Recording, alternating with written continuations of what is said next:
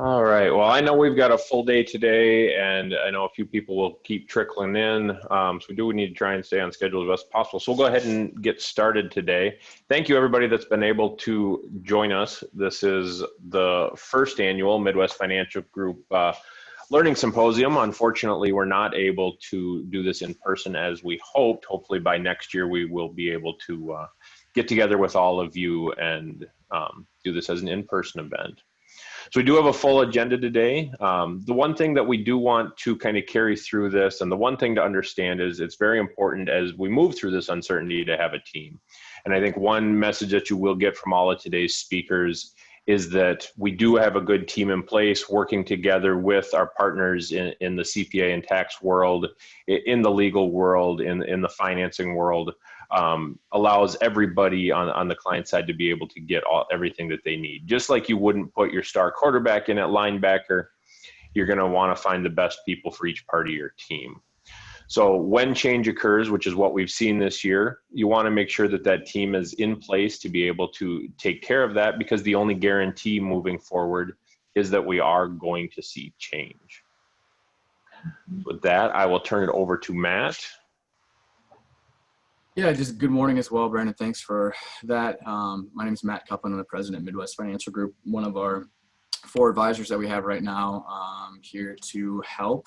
I want to welcome all of you as well. This obviously is not the venue in which we wanted to deliver this, but we're going to make the best of it. That's sort of the motto, I think, for 2020, trying to make the best of it, right? So we'll deliver as much information as we can. I know this type of delivery makes it easy to get distracted and things like that. So we'll try to keep on task. We'll try to stay ahead of schedule. If we can, the presenters will try to answer questions, but if not, I want to make sure that, you can reach out to any of us one-on-one afterwards and learn more about the role that we play. Special thanks to Carrie Apel and Apel CPA and her team and staff for the role that they've played in helping supporting us in doing this. Definitely made it easier to have a partner in doing this the first time, especially in this type of way. And just want to thank all of our speakers today. Each of them has some unique perspective, and they truly are leaders in their industry. So we're lucky to be able to have gotten them all here today. So let's get things started. Let's start ahead of schedule so we can end that way, right? So I'm very excited to introduce our first speaker because I think that you're going to love her perspectives and insights. Julie Genjak is the Managing Director of Applied Insights for Hartford Funds, and she works with financial advisors in practice management, including helping engage and educate advisors and their clients about current and emerging opportunities in the financial services marketplace. So these things may range from retirement income planning, investment planning, charitable giving, and even anticipating and preparing for long-term demographic and lifestyle changes. I think that's some of what we're going to learn about today. So Julie joined the organization in 2018, and before that, she was a Senior Vice President and Director of Practice Management and Professional Development at D.A. Davidson & Company. So she has a stellar resume. And on top of that, in 2019, she was recognized by Money Management Executive on their annual Top Women in Asset Management Awards list. So kudos, Julie, to you on that. Originally from Bellevue, Washington, she attended the University of Washington, where she received a bachelor's degree in economics, and she lives in Kirkland, Washington with her husband. So with that, Julie, if you're ready, I will turn it over to you. Perfect. Thank you so much. I'm delighted to be here. And I will just share my screen here for a moment, and then we'll get the show on the road. Good morning, everyone. It's bright and early here in Seattle, so I might have a sip of coffee along the way, but I'm really excited to be here and talking to you about retiring the old age story. We at Hartford Funds collaborate very closely with the MIT Age Lab. And this is a grouping of very brilliant minds that sit, well, historically they sat on the campus at MIT, about 40 individuals. This is psychologists, physiologists, Harvard medical students, individuals that have come together to study aging and longevity, but they've taken an interesting and unique approach on the topic in terms of how do we help our aging population continue to enjoy a great quality of life. Right, rather than looking at this as a problem to be solved, how can we make sure that individuals have access to things in life that, again, have brought them joy through their younger years? And so they employ a variety of different tools and resources. And they're led by a gentleman, his name is Dr. Joe Coughlin. And you've probably seen him recently, potentially quoted in Forbes. He just wrote a book called The Longevity Economy. He's very prolific right now because the work that the Age Lab is doing is always been very germane, especially in financial services. But I would argue it's never been more important, right? How can we leverage technology to continue to make sure that we have access to the things in life that we want and need? And so you see on the screen there, those two ladies are wearing a very interesting looking suit. And that suit is called Agnes, and it stands for Age, Gain, Now, Empathy System.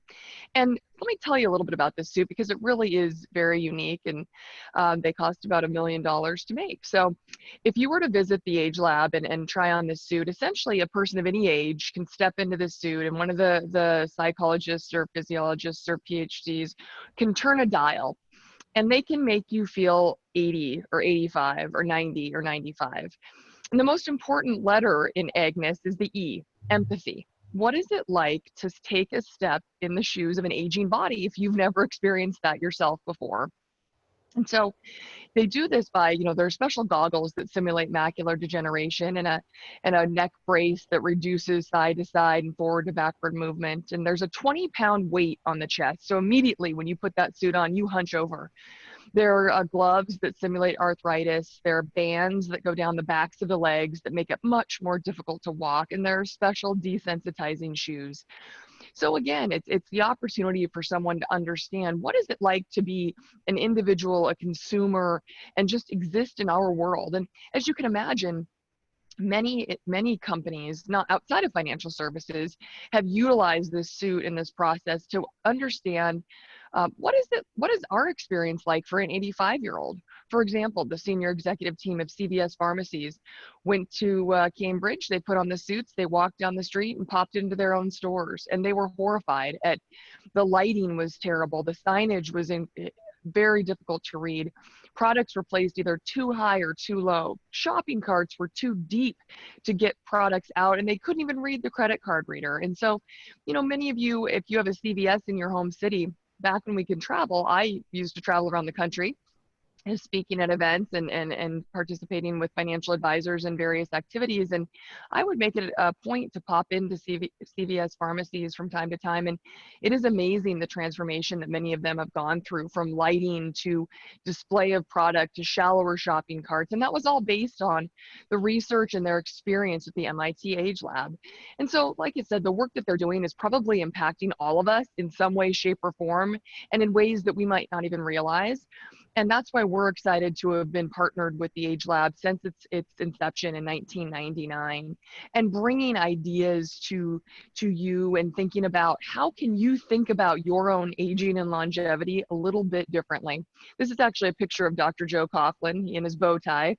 And again, I think the premise here is, what is old age, and have we as a society just chosen to accept this, that, oh, we're 65, we're older, maybe it's time to retire? And if we think back to the power of story, and in any of our lives, right, we've learned through things, previous generations, through stories that have been handed down to us, and we may all carry some interesting beliefs just based on what was told of us, and we just accepted that, which is fine.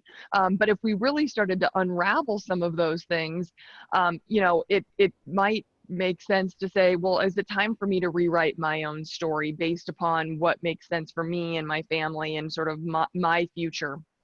If you think about, this is just a very small example, but it says all of a sudden there was a choice. So in the 1940s, you wouldn't go out without seeing a man in a hat, and all of a sudden, 20 years later, so not very long in the scheme of things, hats had just basically disappeared in terms of men wearing them in public. And some might argue, was it the all of a sudden the interstate system that created cars, which then, you needed to take that big top hat off before you hopped into your car?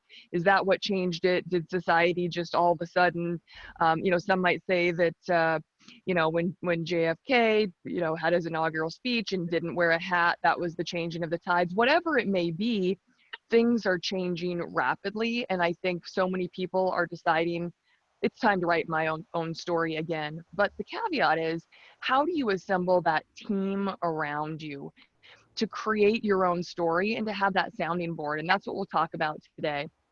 So, if we think about it, again, rewind the clock back to, the 1800s, it was believed that we were born with a vital force. So essentially, this was a bucket of energy that each of us was given upon birth. And over time, as that energy was depleted, that was really when our time was up. And so, really, we were tired and we were fatigued and out of energy. And obviously, we all know that that's, and really, at that point, retirement wasn't looked at as a positive thing in one's life. Again, it was kind of a, oops, I've been put out to pasture. My usefulness in life as a worker and an employee is gone. And so, retirement really wasn't something to look forward to. And so therefore, people really put it off for as long as they could. Now, mind you, life expectancy was much shorter, but still, it wasn't a positive phase of life. And if we think about it, what really kind of continued to happen was, the belief that the older, more seasoned workers were not creating space for our next generation. And so we began to have this interesting conundrum. And so all of a sudden, well, what if we introduce Social Security? What if we have just a little bit of economic and financial support for those older, more seasoned workers to kind of begin to bridge the gap and help them transition into retirement? Well, of course, Social Security is sort of this age of let's put 65 or 67 into people's minds that's the retirement age. And so again, as society, we began to accept that.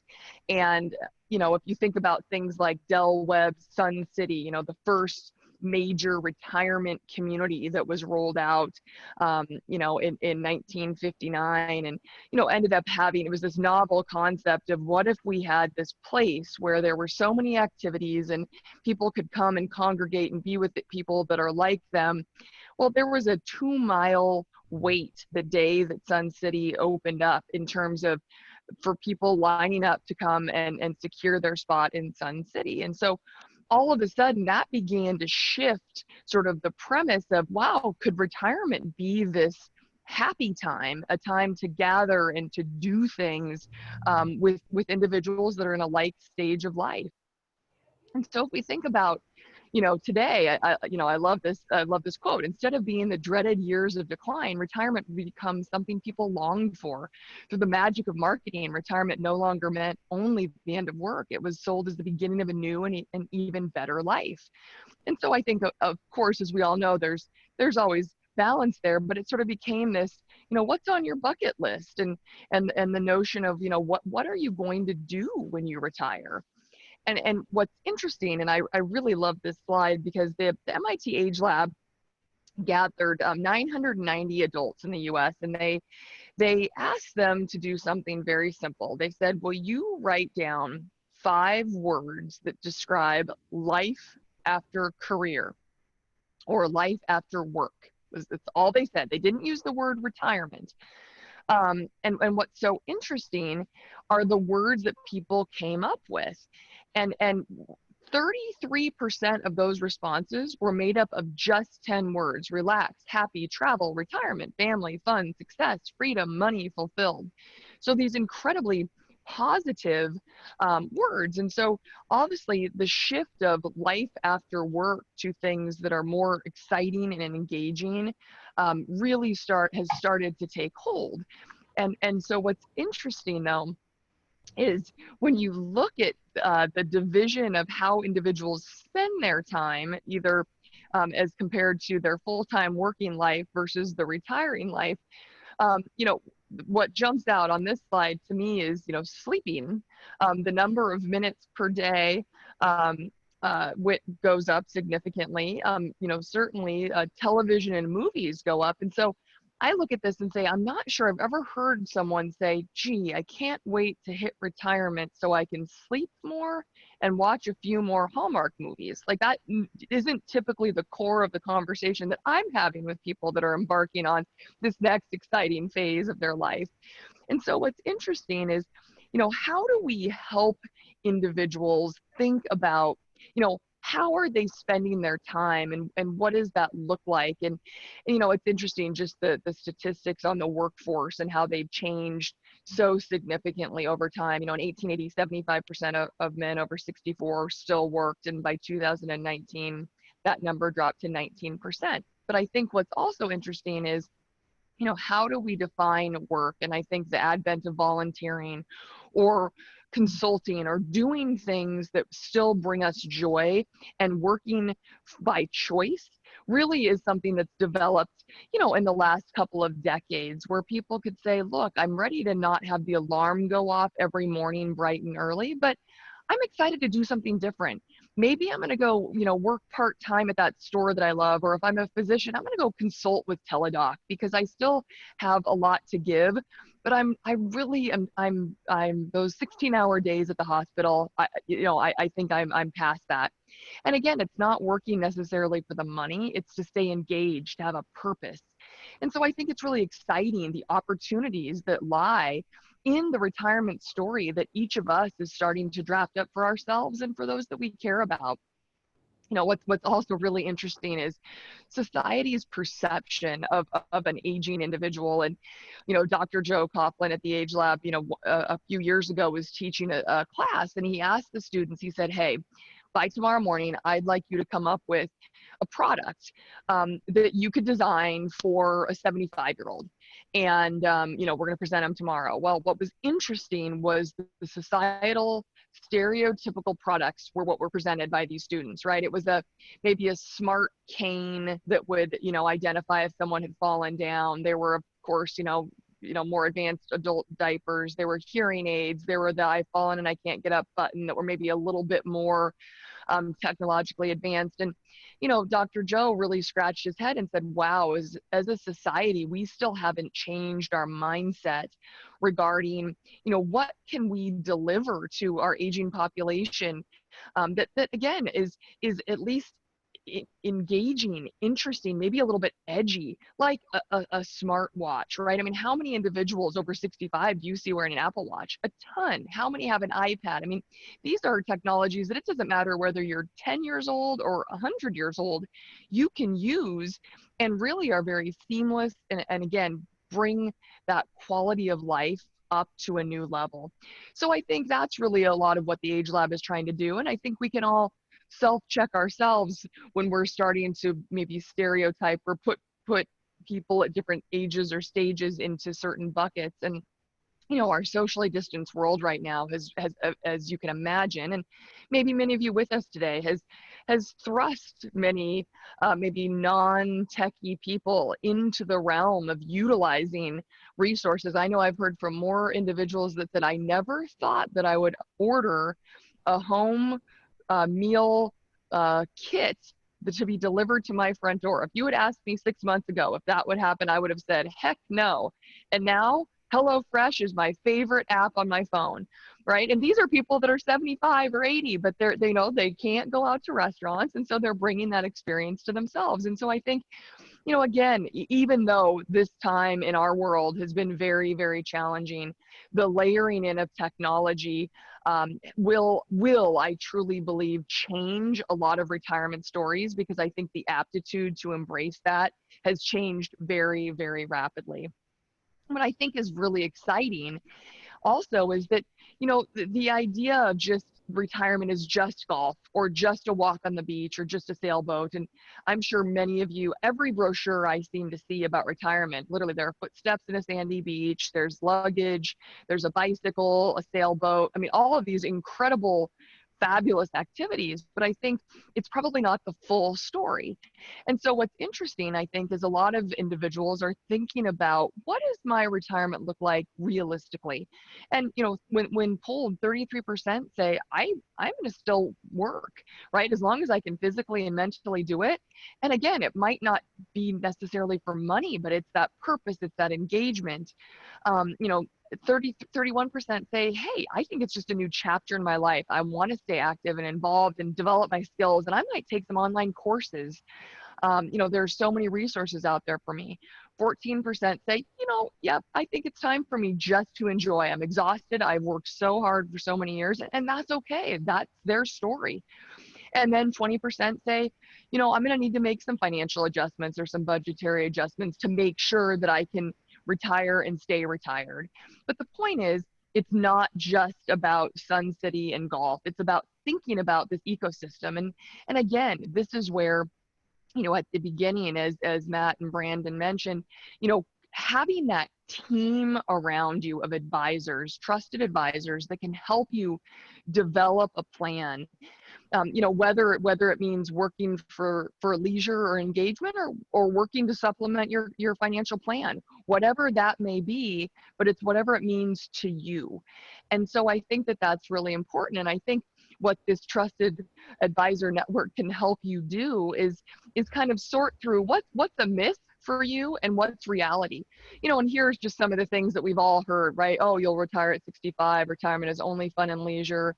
I love that you'll always be traveling, or, oh, your kids will take care of you while you spend lots of time with the grandkids. I always get a lot of laughs on that one when I'm in person. Or Florida is the best place to retire. You'll ultimately end up in a nursing home. Let's just face it, right? These could be true, but they might not be. And I think it's really important that we don't just accept those as our own story, right? We have the ability to write our own. And if you think about, every good story has 5 elements, right? We have the characters, we have the setting, we have the plot, we have probably some conflict at some point, but hopefully there's some resolution. And I guess, do you all remember the Mad Libs that we used to all fill out when we were a little less seasoned? Well, this is my favorite example of showing each of us how we can truly embrace and write our own story, right? So I'm going to blank from blank when I'm blank. All of a sudden you start to write this out. And I think what's very interesting is, especially if there are spouses or partners, if each of you take your own blank worksheet and start to write your retirement story, where are they similar and where are they different? And I think it can be a very powerful tool to begin to envision that, right? Are the stories going down separate paths? Are they parallel? Are they overlapping? And how can you engage in these conversations to envision it? And again, what does every great story have, or every great book? It has a fabulous editor, someone that is impartial, that has seen this many times before, and that can help guide and help massage and revise. And I think, again, that is what your advisor network has, is they have written thousands of stories with their clients through the years, and they can help provide that guidance. And what's beautiful about this is, stories will change. There will be the first draft, and there will be the second, and there will be the third and the fourth. And we show this here with the different colors. And I love this one. So started with, I'm going to retire from my current job at 63. Probably set the alarm on the alarm clock and wake up next to my wife. Well, then the second version was, I'm going to keep working my teaching job until 67. Oh, then 76. After that, I'll probably set the alarm on my iPhone and wake up next to my cats. Wow, so the wife is gone, the cats are in, the iPhone has replaced the alarm clock. And we laugh, but it's so true. Think about, even 6 months ago, if someone had written this story for themselves, my guess is they would have a red pen out, and their retirement story would be totally different than it was, say, last March 1st. Whether that's because of implementation of technology, or changing belief system, or whatever it may be, we can write our own story. We own it. And I think that's what's so important about this, is we can always respect the stories that are handed down to us, whether it's from family members that we trust and care about, whether it's from society, but to be in the driver's seat of our own retirement story with our trusted advisors and our network of professionals that have been down this path is a very powerful place to be in. And whether it's your story or the story of someone that you care about, I think that's also very important. We all have the opportunity to impact ours and others, and make sure that we understand it will ebb, it will flow, and we will change our minds, and that's okay. It doesn't need to be set in stone as long as it's something that we believe in and that's bringing us joy as much as it possibly can. And I'll end here with a great quote from Dr. Joe, and he says, aging may be inevitable, but old age as we know it is not. It's something we've made up. Now it's time to remake it.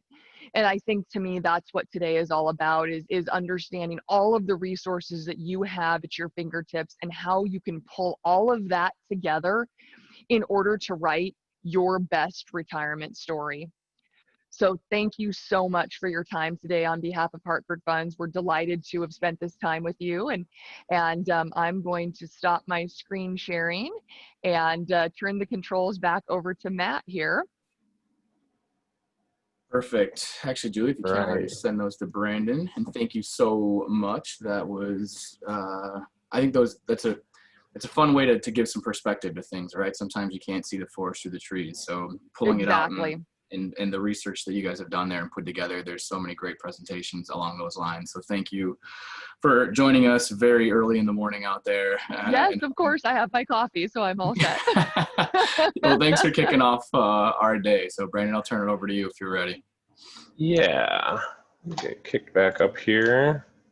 And I think the nice part too is Carrie, I know you're going to be next. We actually got a little bit extra time for you because I know you're going to feel rushed maybe for a little bit of your stuff. So feel free to take your full window of time. Yeah, happy to introduce Carrie here, our co-host. Carrie Apel is the owner of Apel Associates Incorporated in Prairie du Chien, Middleton, and Johnson Creek. Over the years, she has contributed to several tax and accounting publications, including the National Income Tax Workbook, the Small Farm Tax Guide, and Agricultural Tax Issues, as both an author and an editor. She's been an expert witness for tax cases and a speaker for various organizations, including the University of Wisconsin-Platteville, the University of Wisconsin Extension, Tax Insight, Iowa State University, and various chambers of commerce for both agricultural and business tax needs.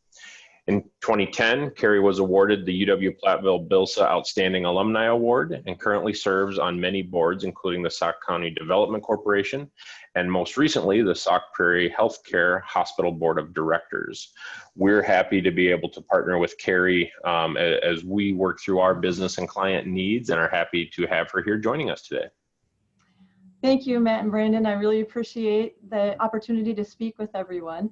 And Julie, I loved your presentation. I thought it was fantastic. And it's interesting, I took a class many years ago and they actually had us write our own obituary. And you talk about foresight. So that definitely is something that people could do. A powerful process. Yeah, quite the process. Oh, so today I'm going to talk about tax, and I probably will talk fast because I was supposed to have 25 minutes and there's just so much to cover. But when we talk about tax, we have to talk about the relationship with our investments and our overall financial picture. So when we do that, one of the first things we need to consider is current day, right? The future of our tax right now is we have a soft economy. What that means is there's a little bit of concern about the gross domestic product for this fourth quarter. Our Federal Reserve has interest rates at 0%. They don't want those rates to go negative, so they're making some moves and determining strategies. They'll be meeting the early part of December to make those decisions. And then they're also concerned about inflation. They're willing to let inflation move some, but they also have that fine line to deal with inflation and not cause other issues. In order to really think about tax as well, and unfortunately we have to talk about the election just a bit, we're thinking about the current president as well as a potential future president. So when we think about those individuals, our current President Trump, his philosophy is really to stimulate the economy, and that's still part of his tax plan. So when you think about those things, usually stimulating the economy, you think about potential tax reductions or status quo with taxes or government spending. With our candidate Biden right now, his philosophy on a tax plan is to potentially increase taxes for those making over $400,000. The other insight that he has in relation to tax is potentially increasing our capital gains rates for those making those higher dollars. And then one of the most poignant things that I've read in relation to his tax plan is potentially getting rid of the estate step-up and basis. Now, that's something that's definitely going to be open for discussion and fights, if you will, among Congress and so forth, but that is on the table. So when we start looking at tax moving ahead, those are some things we need to consider and at least keep in the back of our mind. Another thing that I'd like to share about the basics of tax, and this was actually brought to my attention just over the last few days on Facebook, believe it or not. So when we look at taxes, I hear all the time, oh, I paid so much more in tax this year. And that was the comment that was on Facebook. And I went back and I looked at that person and I looked at their actual tax information because they are a client of ours. And I looked and they actually paid less tax this year by a long shot than they did the prior year. And the challenge that we have in our profession is that people look at cash outflow. They don't necessarily look at the exact dollars of the tax liability. So what I would challenge each of you to do is educate yourself a bit on comparing your year to year and looking at what did I really pay for a tax liability in the prior year versus the current year. And that's really helpful as you go forward to strategize too. Just to give you an idea, with withholding, everybody is really struggling with withholding as of late because the W-4 form changed. But in relation to that, what people don't understand is your tax liability is not going to change just because you change that withholding amount. Now, granted, it might be more cash out or maybe a bigger refund, but it doesn't actually change the underlying tax liability that you will owe. So when we start thinking about tax then, and we start to consider some of these tax strategies or plans or thoughts that our politicians may make, we have to look at that $400,000 wage situation that potentially could come up if in fact we have a new president. And I started to kind of break this down a bit and I thought, okay, what does it take or how many people in the country really have over $400,000 in earnings each year? Well, if you have over $400,000, you're actually in the top 4% in the country. Well, then I started to break it down and I thought, well, let's look at what the percent is of how many people pay a large amount of our tax. So what I did is I looked at the top 10%. Well, the top 10% of people in the country actually pay about 70% of the taxes each year. And so what does it take to be in the top 10% in our country? Well, it's wages of about $160,000 or more and a net worth of about 1.2 million or more. And our goal is always net worth. And to give you just a quick example of net worth, it's your assets minus liabilities is basically your net worth. So if you say, for example, have a house and it's worth $200,000 and you have a mortgage for $50,000, your net worth is $150,000 in a very simplistic example in that regard. And so I'll give you a little bit of an example too. People like stories, I like stories. And to give you an example of a big divide between what happens sometimes in our clients. So for a client that we had several years ago, we no longer have this person as a client. He was a doctor. He was making about $500,000 a year, but we really had a hard time getting him to put money into a retirement account. Finally, after about 4 years, he had $14,000 saved in his retirement account. Well, fast forward to year 5, and I see this 1099-R, which is the form that shows distributions from your accounts, and he's got $14,000 withdrawn. And I said, hey, what did you do with that money? I went to buy a Porsche. Okay. And so when we looked at his assets and his net worth, he basically had about zero because he spent everything and he really didn't have any savings. Well, let's look at a client that isn't a current existing client of ours. This gentleman is a mechanic. He's in his 50s. He's averaged about $40,000 a year in wages. He has 2 children and a spouse. Well, if you look at his savings, he has almost $800,000 in savings. So there's quite a disparity in the wages that they make, but the gentleman who is the mechanic is actually far better off than our doctor. So when we start looking at that, why do we have such a disparity? Why do we have people that make a lot of money but don't necessarily save, and those who don't make much actually are so much better off. We really look to managing ourselves. And it's not necessarily all about tax. And that's part of the challenge when I work with people is they come to me and they think it's all about tax.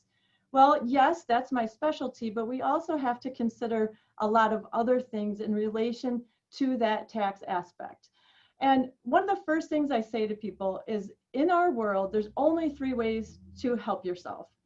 And one of those is to increase your income, which isn't always a viable option. Another is to decrease your expenses. Again, some people don't have that opportunity, others do. And the third is to do a combination of both, increase your income and decrease your expense. So it's not rocket science. It's just one of those things that we have to consider if we want to make a change in our life.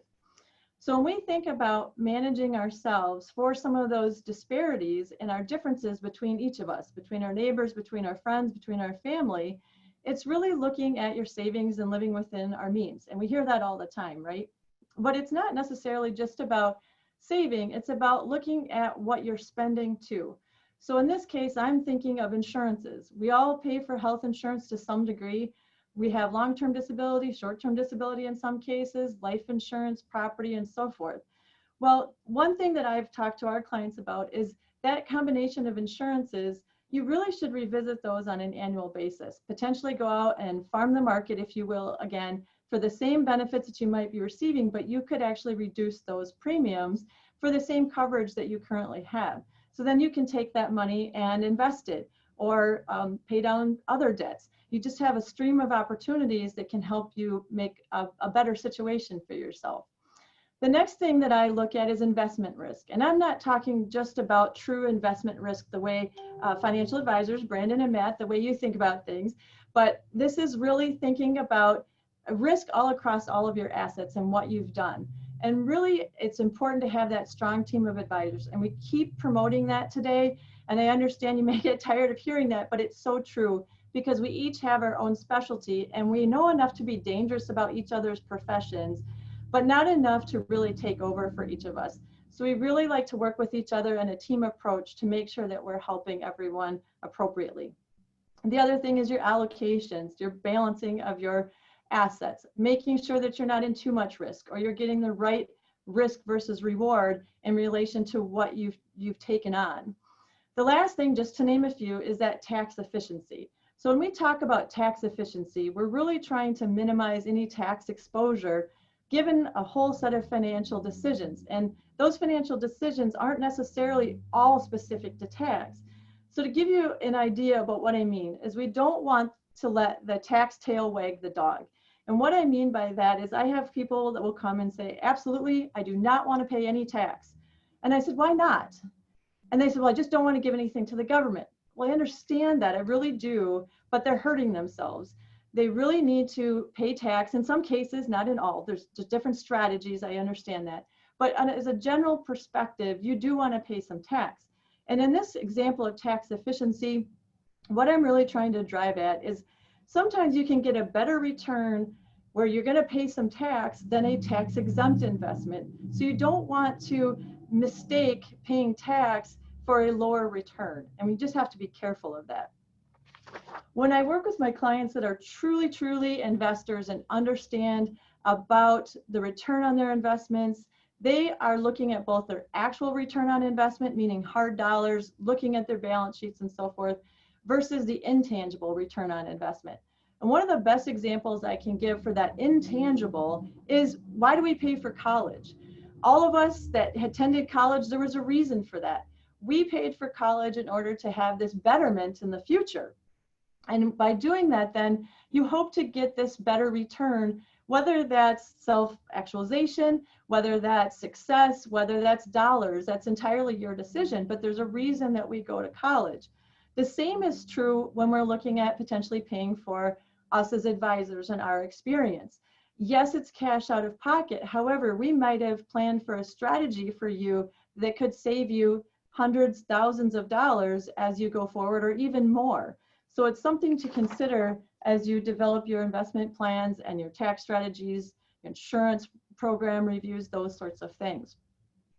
When we looked at different planning opportunities, it is really different to plan for low income individuals, middle income individuals, and high income individuals. Now there's some crossover between strategies dependent on where you fit in some of those levels, but you do have various and very different options. And that's somewhat of a challenge sometimes when you talk to your neighbor. You may not have any idea what their particular situation is, and I hear this all the time. So-and-so did this.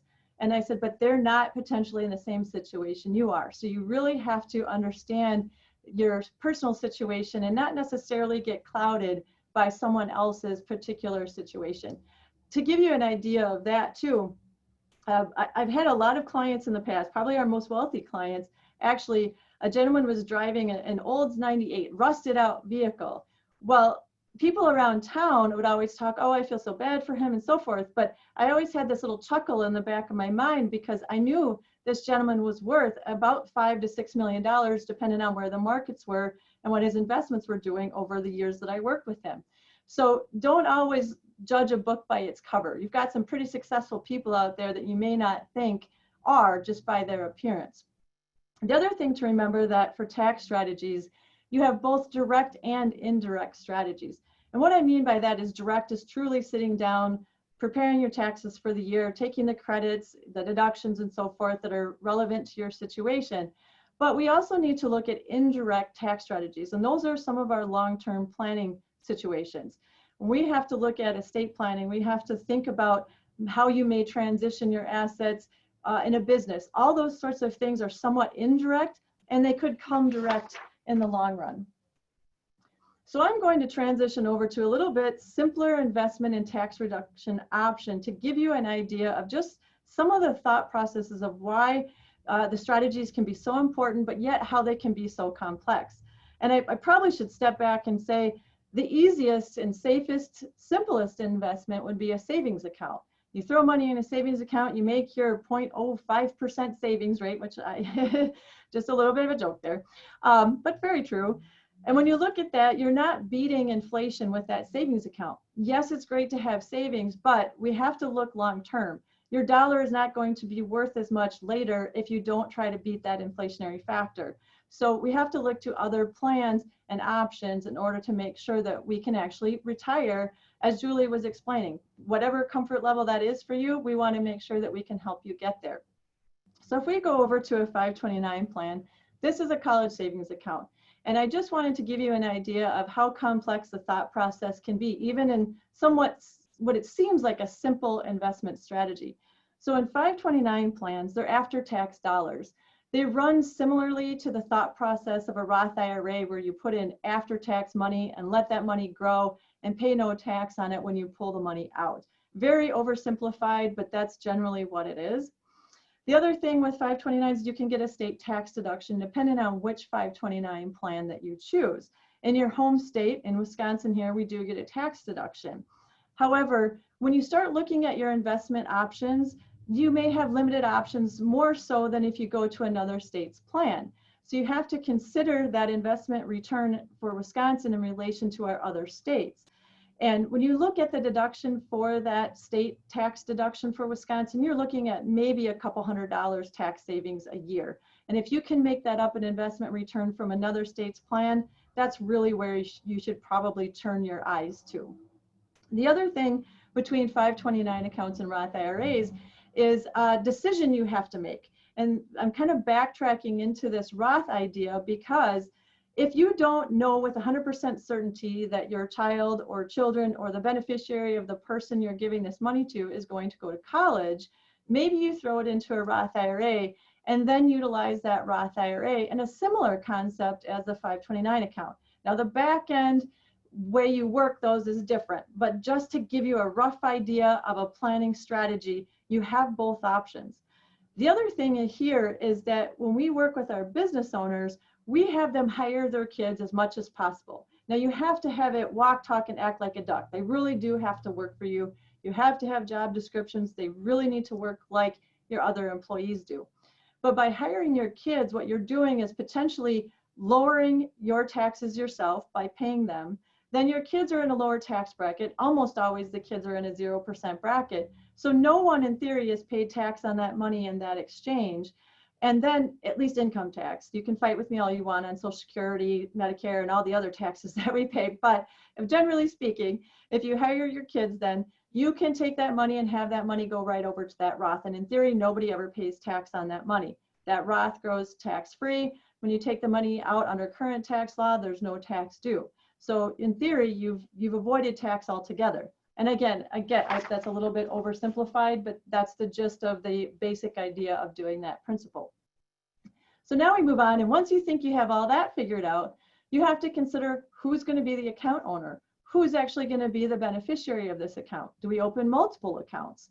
The other thing is when should I take that distribution? So here's your indirect thinking for current times. If I started a 529 this year, I already need to start thinking about when should I take those distributions and who's going to take those? And it relates back to the account owner and the beneficiary as well, because this is going to affect financial aid. It's going to affect the expected family contribution when you fill out that FAFSA form. And it's also going to impact potential educational credits that you have available and or deductions, depending on the tax laws at the time. If we move forward one more step, we have to think about estate planning now in relation to that 529 account. You can front load it 5 years if you have the available funds. Do you really want to do that? That's a choice for you, but you can gift up to $15,000 annually and not have to pay a gift tax. Well, with 529 accounts, this 5 years of front loading at $75,000 you can do without doing a gift tax return. If you decide to split that with your spouse, you can do $150,000 into those 529 accounts. Also, then you have a carryover deduction. You can keep those dollars rolling, and if you're in your home state, for example, Wisconsin, you can still get that Wisconsin state tax deduction until it runs out. And it will take a long time before you'd run out of that, so to speak. The other point we have here is that the ownership doesn't add to the balance of the estate of the account owner. It actually goes to the beneficiary. So that's another planning strategy that we have to consider. So when you start thinking about that, we've got a lot of challenges when we think about what we consider somewhat simply investing in a 529 account. It's not as simple as it seems on the surface. When we work with our clients, when Matt and Brandon, Julie, all of us work with our clients, we're considering long-term aspects for them as well. We may not always vocalize it, but we're always considering that and trying to think at least a few steps ahead to make sure that we're not having any missteps. When we start thinking about estate planning then too, another aspect that comes into play is the kiddie tax.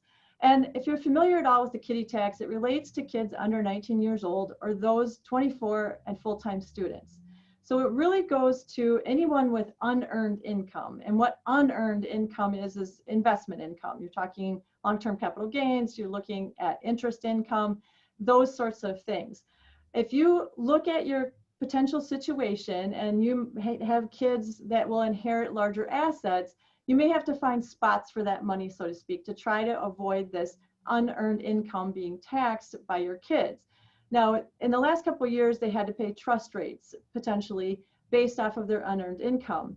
Well, the tax laws changed this year now because of everything that's occurred, and we can go back to somewhat of the old rules where we can pay the taxes under the parents' rates if they hit this kiddie tax situation. But that's something that you have to plan away from if you have the option. That's not always an option because of the size of the assets.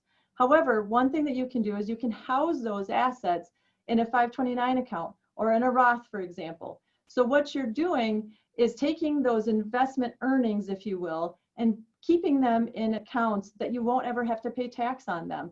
In a Roth, as I said before, those earnings are not taxed when you take those out in the future. So potentially if we could get some money into those accounts, if the kids actually have earned income as well, they could get money over to that account. 529s, you can do it for them very easily. And when you're looking at these different situations, we have to consider the parents' tax rates and the long-term family and personal goals that we have as well. We can't not think about the future. And as we go forward here too, I said with kiddie tax, we have long-term capital gains rates. Well, all of us do. And right now that range is between 0 and 20%. Those could be on the chopping block as we go forward based on the election. And then everything that's occurred this year with our PPP loans, with the EIDL loans, if you're familiar with those, we're going to have to pay for that as a society in some way. So we have to be prepared in the future for some pivoting, if you will, to make sure that we're not overtaxing ourselves if we could avoid it. The other thing we have to consider with long-term capital gains, and it can catch people off guard, is collectibles. What those collectibles are like art, it could be classic cars, it could be coins. They're actually taxed at 28%, not our general range of 0 to 20%. The other thing is if you have rental properties, you have to think about depreciation. Unrecapture is really what it's called. I have recapture in our slides here because to me that just makes a little bit more sense when you think about it. It's a little bit easier to explain to our clients. But when you look at rental properties and you recapture depreciation, you're actually at a 25% rate. You don't look at the 0 to 20% for long-term capital gains in that particular situation. The other thing we have to consider is if you make over $200,000 of adjusted gross income in a year as a single person, or over $250,000 as married, you could potentially have to pay the net investment income tax. What that does is it adds another 3.8% of tax on top of the potentially the long-term capital gains that you're already paying. So you really could be paying 23.8% versus what everyone is kind of used to on the high range of 20%. So when we start thinking about long-term capital gains, then we also have to consider losses. Could we go and use any losses that we might have sitting unrealized right now in our portfolios and sell those off to realize those losses and offset any gains that we might have? Again, another tax strategy to try to avoid some tax. Again, not always the best move, but it's an option that we have. When we look at our long-term capital gains, I talked about that 25% recapture on rental properties. When you look at this 25% recapture for rental, you're looking at the depreciation component. So let's say you bought a rental property for $100,000 and you've taken depreciation of $50,000. Well, when you go to sell that property, if you sell that property for $125,000 and say it's fully depreciated at that $50,000, that $50,000 is what that recapture amount is going to be, and you're going to pay 25% tax on that. The appreciation of the property, the amount over that recapture and the original basis that you paid, is where you pay your capital gains. So in that example, that $25,000, which is $125,000 minus your $100,000, is really where you get that capital gains percentage. The other thing with rental properties that we've strategized with our clients over the years is using them as a step-up situation for our clients' children. So for example, in a rental property, in that example I just gave you, let's say that I own that rental property and I'm going to go let that sit in my estate and I'm not going to sell that. When I pass away, my kids are going to inherit that property, and currently under tax law, they would get a step up to the fair market value on the date of my death. So give you an example, let's say that rental property that I just talked about is now at a fair market value of $200,000. Well, that person, my beneficiary, my child, is going to receive a $200,000 basis. What happens is recapture goes away, any capital gains tax goes away, they get to start over. Sorry, I have a timer to make sure I don't go so long. So they get to somewhat start over with that rental property. The other thing when you look at rentals that you have to be careful of is cash flow. When you go to purchase a rental property, many times you have to put 20% down. If you go to get a mortgage on that property, then you really have to consider how much money you may be able to get from the tenants in order to pay for your mortgage, pay for any improvements that you might need down the road, pay for real estate taxes and so forth. So when you start looking at rental properties, it's not just about using other people's money, it's using it wisely and making sure you have enough cash flow. If you're considering a rental property at all and you're not comfortable with the numbers you're calculating, please ask, because that is something that can be a great investment by using other people's money if you get it right up front. I've seen a lot of people misstep with rentals though, because they pay too much up front for that rental property. So if you have any questions, by all means, shoot me an email and I'll help step you through that. To move on to other types of investments, we have mutual funds. Mutual funds can also have long-term capital gain funds. They can also have ordinary income and they can also be tax exempt. Really, these mutual funds depend on your need. The same is true with any type of investment. You're looking at your need. Well, with mutual funds, many times, people take the earnings and reinvest them back into those same mutual funds. What we've seen though is from our clients is sometimes they get trapped because they don't have enough to pay the tax without then selling off some of that mutual fund potentially. And the reason is that you don't get any cash out. These mutual funds actually just keep reinvesting those funds. So you have to be careful on that. The other part, as I said, you could have dividends. Well, we have stock dividends, and those dividends can be ordinary dividends or qualified dividends. When you look at qualified dividends, you look at long-term capital gains rates versus ordinary income rates on ordinary dividends, if you will. To give you a really good example of what can happen about reinvesting dividends, and I'm not saying this is a strategy for everyone, I'm going to talk just real briefly about this person who, for about half of his life, was in maintenance, and then he turned over to be a janitor in the last half of his life. What he did is his strategy was always to reinvest his dividends. And he did that his entire life. When he went to retire and then eventually passed away at 92 years old, he had $8 million in his portfolio. Something to think about. If he never touched that money, he just let it kept rolling forward. Another strategy that we can use as options for us all are bonds. When you look at US government bonds, they're taxable federally, and they're state tax exempt. If you look to state or municipal bonds, they're federally tax exempt, but taxable at the state and local level, with some exceptions for your home state. You really have to look at the bond offerings when you consider those to learn which are going to be tax exempt or not for your home state. The other item that I want to talk about are retirement accounts. We have 401ks and they can be pre or after tax. Last several years, we now have Roth components within our 401ks. And when you consider that, again, it's looking at what your income tax strategies are currently as well as long-term. The most important aspect that I can talk about with 401ks is to make sure that you don't miss the free money. And it's not necessarily free. There's really nothing free when it comes to money. But what free money means is making sure that you get that match percentage from the employer.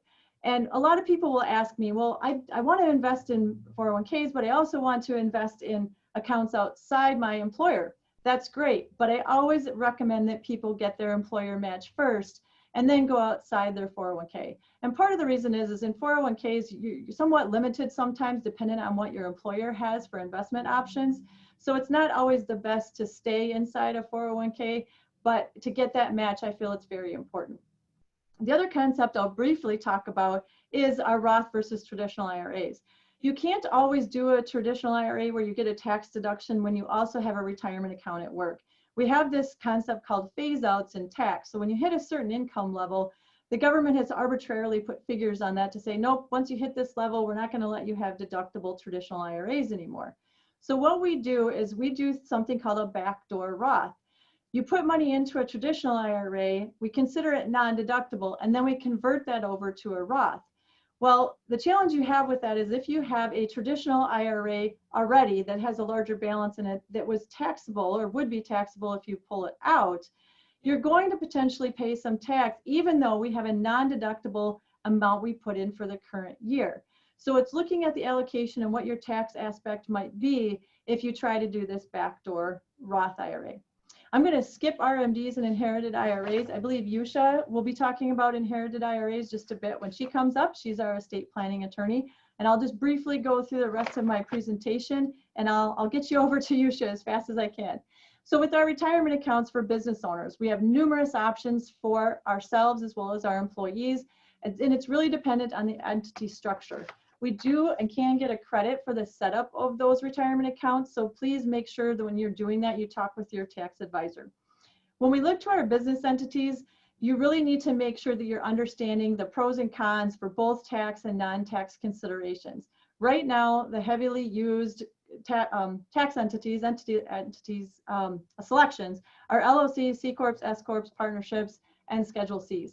But again, you have to consider some aspects of those. For example, in an S corporation, if you have someone that is planning long-term to eventually sell that S corporation, but they die ahead of time, what happens is that S corporation gets a step up in basis on the stock, not the underlying assets, which granted for tax purposes, we can work around that, but it's a consideration when you're thinking about what entity selection you might have. The other thing is under current tax laws, they're going to change in 2026. Everything today is really going to change once we end the year 2025. And that will make a big difference. You don't want to do a conversion into a certain type of entity to just be told, oh, that was the worst move you could make. So we have to be careful of that too. The last thing I'll talk about here is succession strategies. The minute you open your business, you really should start thinking about how you're going to end it. Are you going to sell it? Are you going to transfer it to your kids? Or are you going to gift it? The big thing with gifting you have to be careful of then is you do have to have a nice retirement nest egg because you won't get cash out of your entity.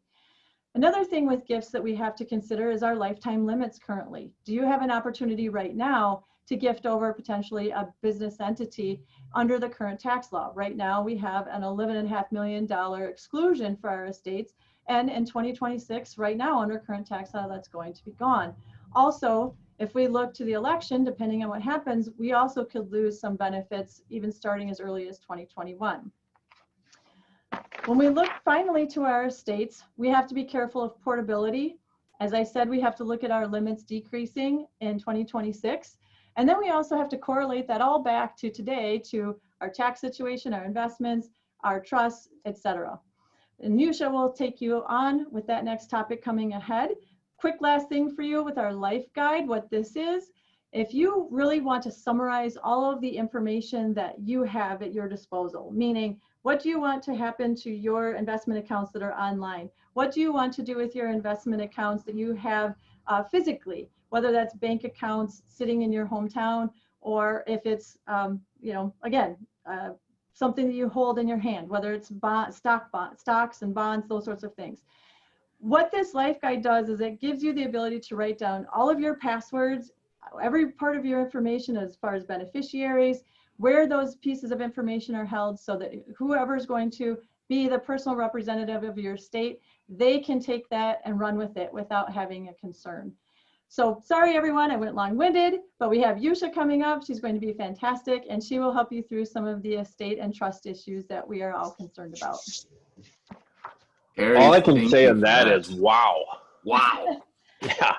A lot of That, yeah. If that didn't leave you understanding why it's important to work with a team and making sure that you have somebody there that understands all those moving pieces, I don't know what will. So thank you very much for that, Carrie. Like Carrie said, we are going to transition from directly on the tax side to the estate planning part of that. And I would like to introduce Yusha Robinson, who is the estate attorney that we work with probably more than anybody else in the area here with our clients and with ourselves personally. So Yusha has been practicing law in the area of real estate, estate planning, administration, and business since 2006. Prior to joining Pines Bach, Yusha was a partner at Herrick & Kasdorf for 11 years. And before going into private practice, Yusha worked as an associate director at Tenant Resource Center and legal aid attorney at the AIDS Network. In her personal life, Yusha enjoys gardening, knitting, yoga, and getting outdoors. She hails originally from Bemidji, Minnesota, and is married and has 2 school-age kids. So with that, I will turn the controls over to Yusha and welcome her to Morning, everybody. the show here. All right, excellent. Thanks for turning over the controls, Brandon, and thanks everyone for inviting me today. And I was going to say exactly what Matt said. If Carrie's amount of detail didn't convince you that you need to work with a professional for tax, yeah, I consider myself tax conversant, but I always encourage my clients to work closely with a knowledgeable CPA. And a lot of things, it's so much more than just filing annual returns. So thank you, Carrie, for all of that information. And it is a really, there's a lot of change going on right now, even though, some things like interest rates and, investments are doing so well. It's important to keep on track of current events and to keep in touch with your advisors. So I didn't do slides like other presenters, but I did put together an outline. Did that get sent out to participants? If it didn't, I will send it to you later, but that's going to be my screen share here. And I think I actually need to turn that on. Sorry, folks. Usually we can get that sent out. I don't think we did ahead of time, but Okay. We will make sure that we do that. Yeah, well, I'll pull it up here. And so let me know. I'm not an expert at this, even after 6 months or so. So let me know if there's something I should be doing differently. But you'll get this outline by email, folks. And if you want me to mail you a hard copy, you can certainly contact me and let me know, and I can do that. What I want to do, I wanted to give you a lot of information for you to go over afterwards on your own. I'm not going to go over this whole thing in my allotted time. And I will overlap with a lot of the things that Carrie was talking about. But I also wanted to back it up and look at the bigger picture of estate planning and try to demystify some of it for folks. Because I think there are a lot of terms that get used that people don't understand what it exactly means, or you'll hear, family and friends talking about kind of their trusts and, their inherited assets and what have you. And people often ask them, they don't understand what that means and how it applies to them. And so I get a lot of inquiries from people just like seeking information. So when I talk to the public, that's a lot of what I try to do is educate. And certainly sort of my personal philosophy in working with clients is I do a lot of education. I want to make sure that people understand what their options are, that they're making decisions for themselves, and that they understand kind of the product or the estate plan that they end up with. The other thing I want to talk about, or I want to emphasize with an estate plan, is it's not a one and done project. It's not something that you need to like revisit entirely every year, for example, but it is kind of a living plan as long as you are. And it should take into account and evolve with changes in your own life and in your family's life. So touching back on what Carrie was talking about, there's a logistical part of estate planning and just being ready, for your own incapacity, but also death, of course. And so it's important to do kind of an inventory, if you will, about what is in your estate or what's in your life. We all have estates. It's anything in our own name. We have them when we're alive. We just don't think about it in those terms because we're legally able to act for ourselves for the most part until we're not. And so if you think about your estate, it's any real estate that you own, it's accounts that you have, it's rights that you have, for example, intellectual property, it's your Facebook profile, it's the lawsuit that you have the right to bring, it's obligations like your credit card balance or your taxable liability. So that's what I talk about with inventory. And it's important if you think about basically what happens when you die or become incapacitated is all of that's still there and needs to be dealt with. And most people, the goal for estate planning is to make things as easy as possible for those who have to pick up those pieces and wrap it up. And so that's a lot of what we sort of focus on as a goal, is to think about what's going to make things as smooth as possible. And if any of you have ever had a role in doing that, acting as executor or personal representative when someone's died, been in charge of someone's trust, or even acted as a power of attorney, you understand like how many details are there. If you think about if you just disappeared, blip off the face of the planet, what would need to be done to keep your life running for a little while or maybe a long while, because that's essentially what happens when you die or become incapacitated. And so, for example, in my life, in my bio, it says I'm married, I've got 2 kids. And so I've got to think about, even would my husband know, what account does the mortgage come out of every month? And, what goes into that? And, where are the life insurance policies? And, where are the wills? For the kids, who is going to step in and make sure that they get to school or that they log in for school as it is right now? All of those things. And so it is important to write that down. So in addition to the legal documents, the wills, the powers of attorney, the trust, whatever I'm going to be talking about, it's important to have it organized somehow, that information, so that someone can find it and pick up the pieces and move on really quickly. And Carrie mentioned this life form, which is a super helpful document that she has developed and we're going to make available to you. It's a template you can use either itself or just to make up your own. I personally have a spreadsheet that I keep, and my people don't have it, but they know that it exists and they know where to go find it. And so if you're interested in getting that organizing document, you can email Carrie or myself and we can make that available to you. There are also lots of other examples on the internet. If you search sort of estate organizer or financial organizer, you can find different templates online. So I wanted to go over a couple just terms that I think are fundamental to understanding estate planning. So I already talked about estate. So an estate we have when we're alive, but it also is what holds your assets and holds your obligations sort of when you're deceased. And then anything that's in your estate goes through what's called probate, or is subject to probate. And probate is a part of the court system that is in charge of administering estates, making sure that the proper person's in charge, making sure that creditors get paid and notified, making sure that any kind of loose strands are tied up, and that any assets go to the people who are entitled to it by law. So that's what probate is, and that anything that's subject to probate is what we call a probate asset. Not everything is a probate asset. A lot of things and a lot of the planning that we do involves what's called non-probate assets, and that is what it sounds like, assets that don't go through the court system.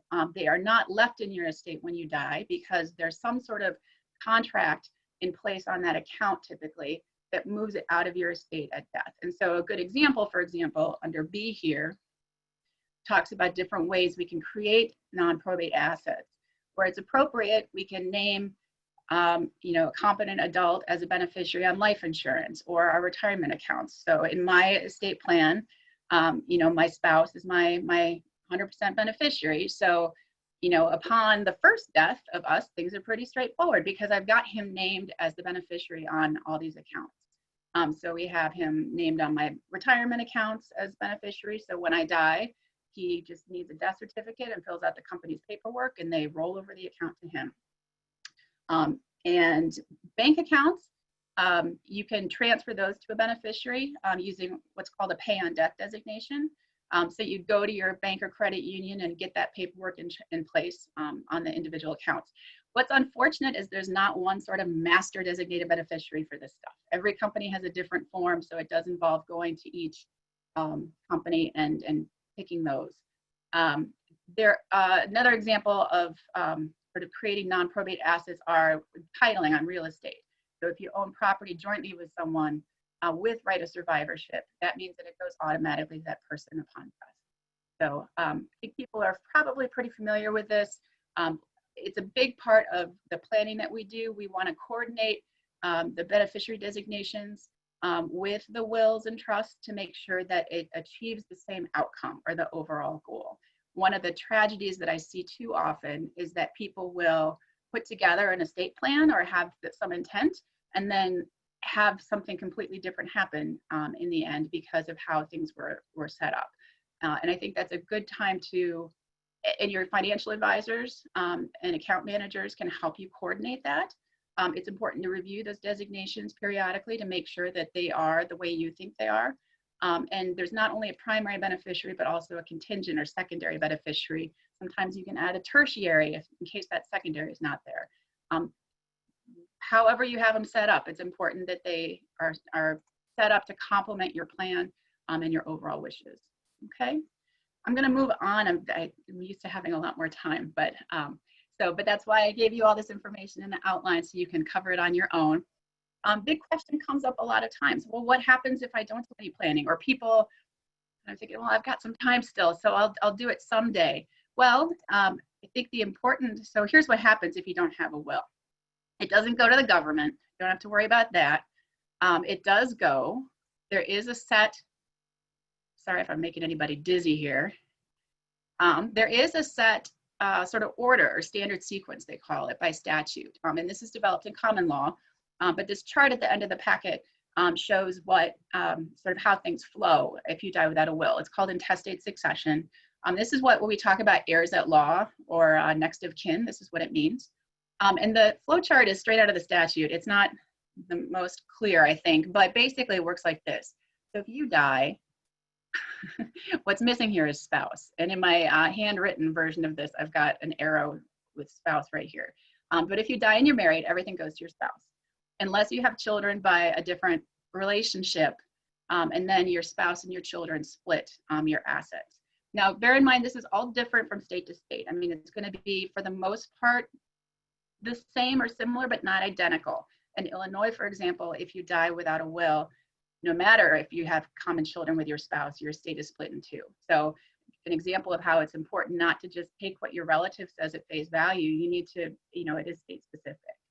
So if you die without a will, everything goes to your spouse or is split with your spouse and children. If you don't have a spouse, then everything goes to your children.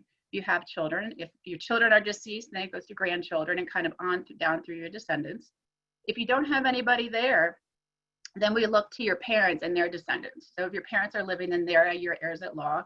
If they're not living, then brothers and sisters, if any, nieces and nephews, et cetera, down the line. If you don't have any of those people, and it's amazing how often people don't, it hops up to grandparents and their descendants. So if you don't have anybody in the earlier columns who is living, then we look to your grandparents, aunts and uncles, first cousins, once removed, twice, second cousins, et cetera.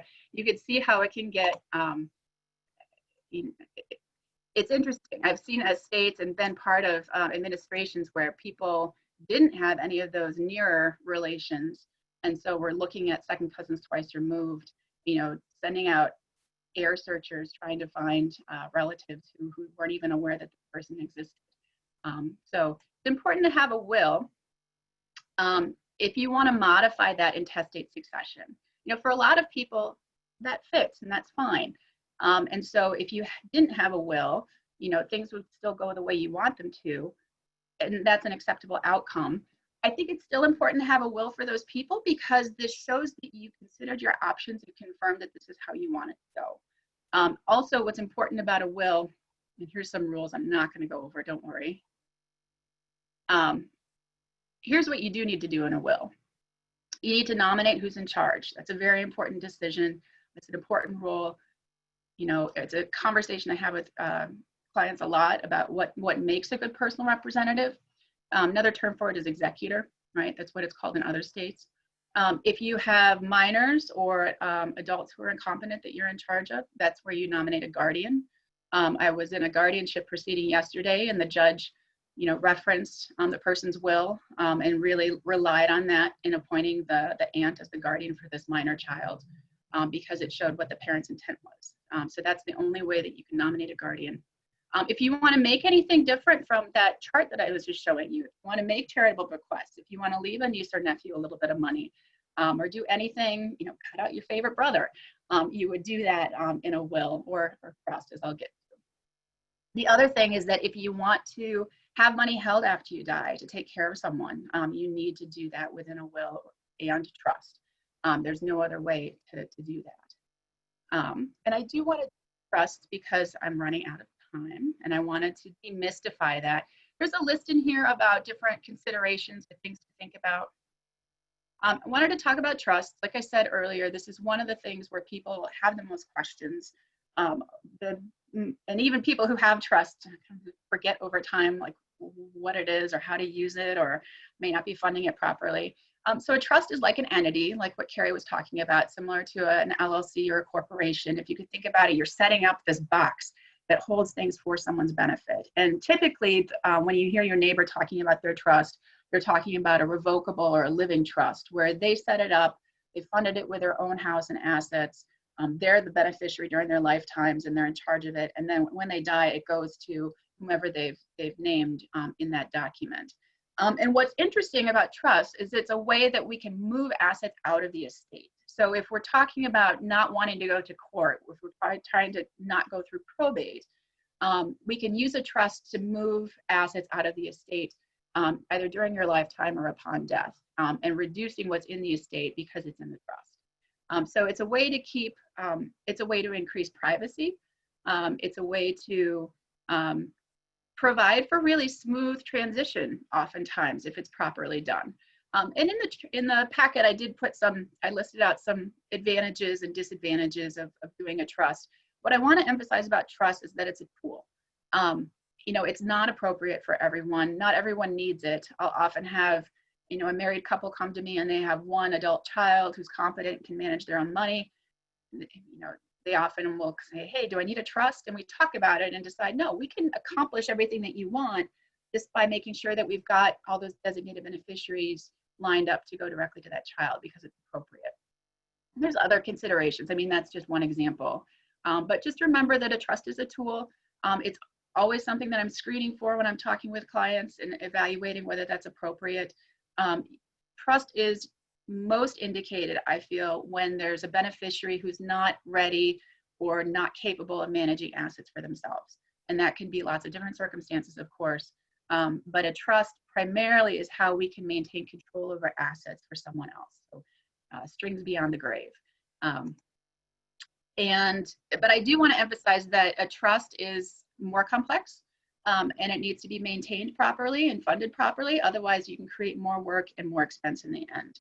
And trusts, and I'm going to jump to tax because that's something that I talked to Carrie, but also it's something that people are really concerned about, and rightly. The laws have been very, a trust is where you can achieve some estate tax estate tax savings. Now I'm going to skip way down. Historically, one reason why a lot of older adults, I'll say, people who did their planning in the 70s, 80s, and 90s have revocable trusts is because that's where you could achieve, because they were subject to estate tax. Estate tax is a surcharge on estates over a certain threshold. And historically, it was $675,000 for a couple. And so it was, and then the estate tax itself was very steep, like 55% on amounts over that amount. So if you died in your estate, you had maybe a home, some life insurance, some retirement savings, you were subject to estate tax. And so people were prescribed revocable trusts because there's some shuffling of money into different pots as the first and second spouse die, and you can reduce the overall tax owed over between the two deaths. Historically, that has changed immensely, and I think you probably can't see all of the language in here. But right now, a married couple can be worth as much as $23 million and not owe estate tax. And so for most of us, that doesn't work. I've been working with Matt and Brandon for a while now. I'm not there yet. I don't anticipate I will be. But the upshot is, for a while, estate planning got a lot simpler because we had fewer tax considerations. There are fewer families who were potentially going to be affected by estate tax. Wisconsin no longer has an estate tax. We phased it out. We also phased out an inheritance tax, which is on the beneficiaries. And so relatively to other states, Wisconsin is an easier state to plan in. But like Carrie alluded to or stated outright several times, the laws are going to change in 2025 unless Congress extends it's set to sunset. And go back to the earlier levels, which were still $5 million per person, double that for a couple, but subject to state. And especially with the increase in the deficit post-COVID, I hope we're post-COVID soon, but the increase in federal debt, it's going to be an obvious source to go back and try to recoup some of those dollars. So I think it's important. So even now, at this point in time, when we're doing estate planning and we see a couple's net worth or a family's net worth, if they're in the $5 million range, we know that they don't need a revocable trust now, or that's not necessary, but we're definitely, talking about the changes that are on the horizon and that they could quite possibly be in that sort of target zone within their lifetimes. And so it is important to keep your ears on the headlines. I know it's painful sometimes, but if you start hearing about estate tax reform and coming up to 2025, it's going to be really important to review your estate plan or get something in place if you haven't had that done recently. Okay, let's see. I think I'm coming down to the end of my time here. I did want to talk briefly about inherited IRAs, like Carrie alluded to. We had very significant tax reform that went into effect January 1st. And the biggest way that it affected my practice was in how inherited retirement accounts are treated. So primarily 401ks and IRAs. What used to happen was you could, if you inherited an IRA, you could roll it over and then stretch it out over your life expectancy. And the IRS has tables that calculates how much you can take. The idea is that you could leave the account invested as it was and reinvesting the dividends and pay tax over time instead of in a lump sum.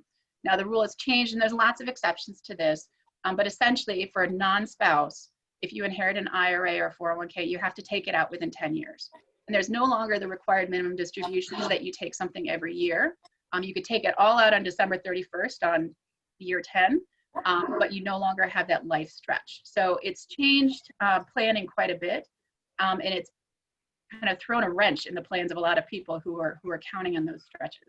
So it's important to, that's just an example of how things have changed and why it's important to touch base with your professionals to keep on top of all of those changes. So thank you very much. I didn't leave time for questions, but I'm happy, I'm available. My information is on the outline that's going to go out, and I'm happy to answer questions and talk with people. Take care. Thank you. You should thank you. Yeah, that was great. You know, I tell people whenever I send clients over to you that you take very complex things and put it in ways that we can understand. And so that's exactly what you did. I know it's a lot to cover in a very small amount of time, but hopefully everybody walked away with the understanding that what you do is so incredibly important. So thank you for all that you do. Thank you. Take care, guys. Are you stepping away, or can you make me the host? Oh, Back. sorry. Yeah, I can make you the host. And while you are working on that, I will bridge the gap over to bringing our next two speakers who are not just great friends of mine, but two amazingly talented people, and Allison Belke and Kate Berry. Allison and Kate are sort of the 1-2 punch of lender and realtor that I've used for my own personal needs, and really the only place that I send any of my clients to and have for years now. So I trust them implicitly.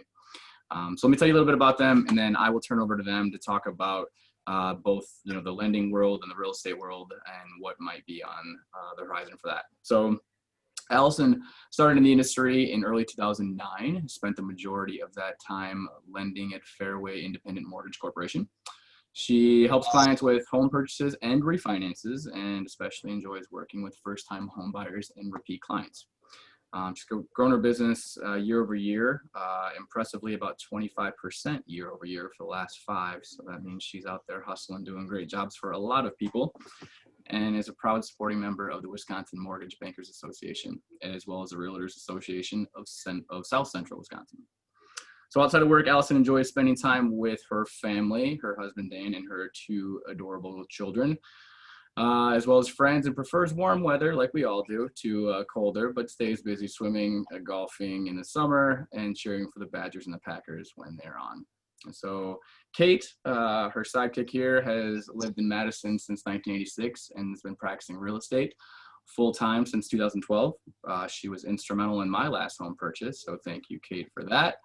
She's a realtor and the CEO of her little family. She also is the future host of a HGTV show. I don't know if they know that yet, but that's the long-term goal. So she provides experienced, personalized boutique real estate services with a modern approach, and definitely loves the local community. She specializes in helping people move to and from and around Madison specifically, and loves all things home and design. She's a wealth of local neighborhood and community knowledge, and wants people to really enjoy and love where they live. She claims she's a total nerd when it comes to numbers, and her personality test may support that, as it says she's a little bit of a helper who cares a great deal about relationships, mixed with a high achiever with a contagious zest for life. So I'm very fond of these 2 women. So Allison and Kate, I turn it over to you. Thank you for joining us today. Thank you for having us, Matt. We really appreciate it. Yeah, excited to be here. This is very fun. Hope everybody is finding this informative and is having a great morning this morning. So Allison and I put together a presentation. Let me screen share here. I will pull it up.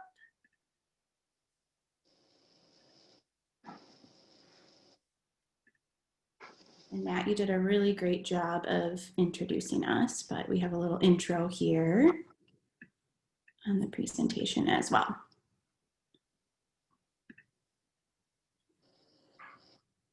Oh, why won't you let me?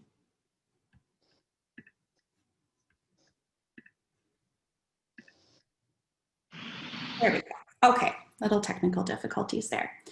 So when Allison and I got together to kind of discuss what we thought would be helpful for this symposium, we just kind of thought we would start a little bit with what things have been looking like in 2020. I'm sure a lot of people have questions about what the real estate world looks like in 2020, you know, amid a pandemic and all of the changes that have happened just in the world around us. But then also what's kind of been going on with the financing side of things too, and how everything has changed this year, kind of for the good, kind of for the bad. You know, there's just been lots of changes kind of all across the board. So Matt did a really nice job of introducing us, but again, I'm Kate. I work for a local company called Realty Executives, which is actually not too far away from Matt's office in Fitchburg, just right down the street.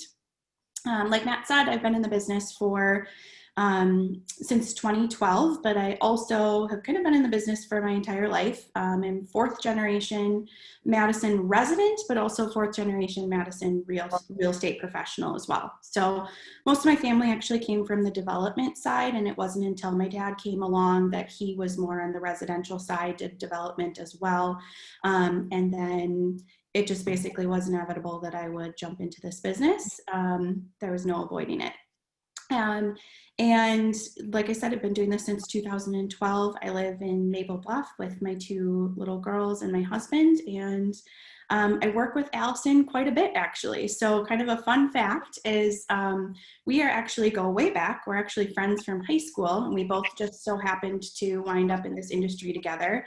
And just we duo and team it up on a lot of deals. So we work with, you know, I'll be representing somebody who's buying and selling, and Allison represents somebody who needs the financing, and we work together quite a bit. So Allison, I'll hand it over to you to kind of introduce yourself a little bit, and then we'll move forward.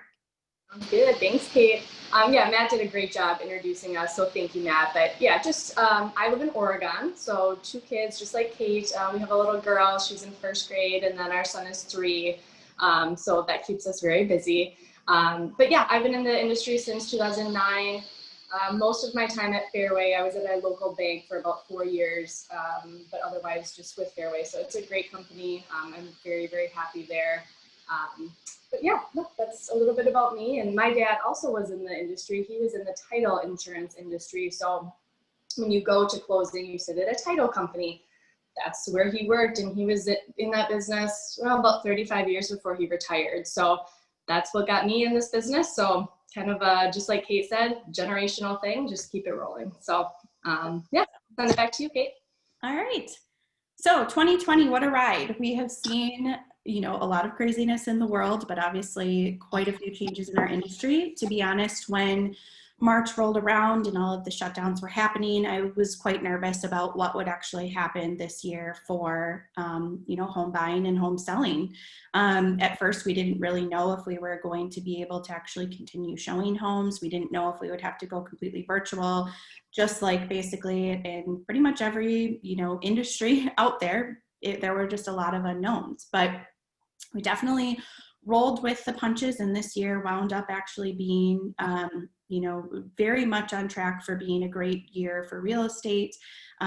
It still maintained, you know, the past year's trends of being very much a seller's market. I would say probably more so a seller's market than we have seen in a long time. And I'll show you kind of some of those stats on that coming up here next.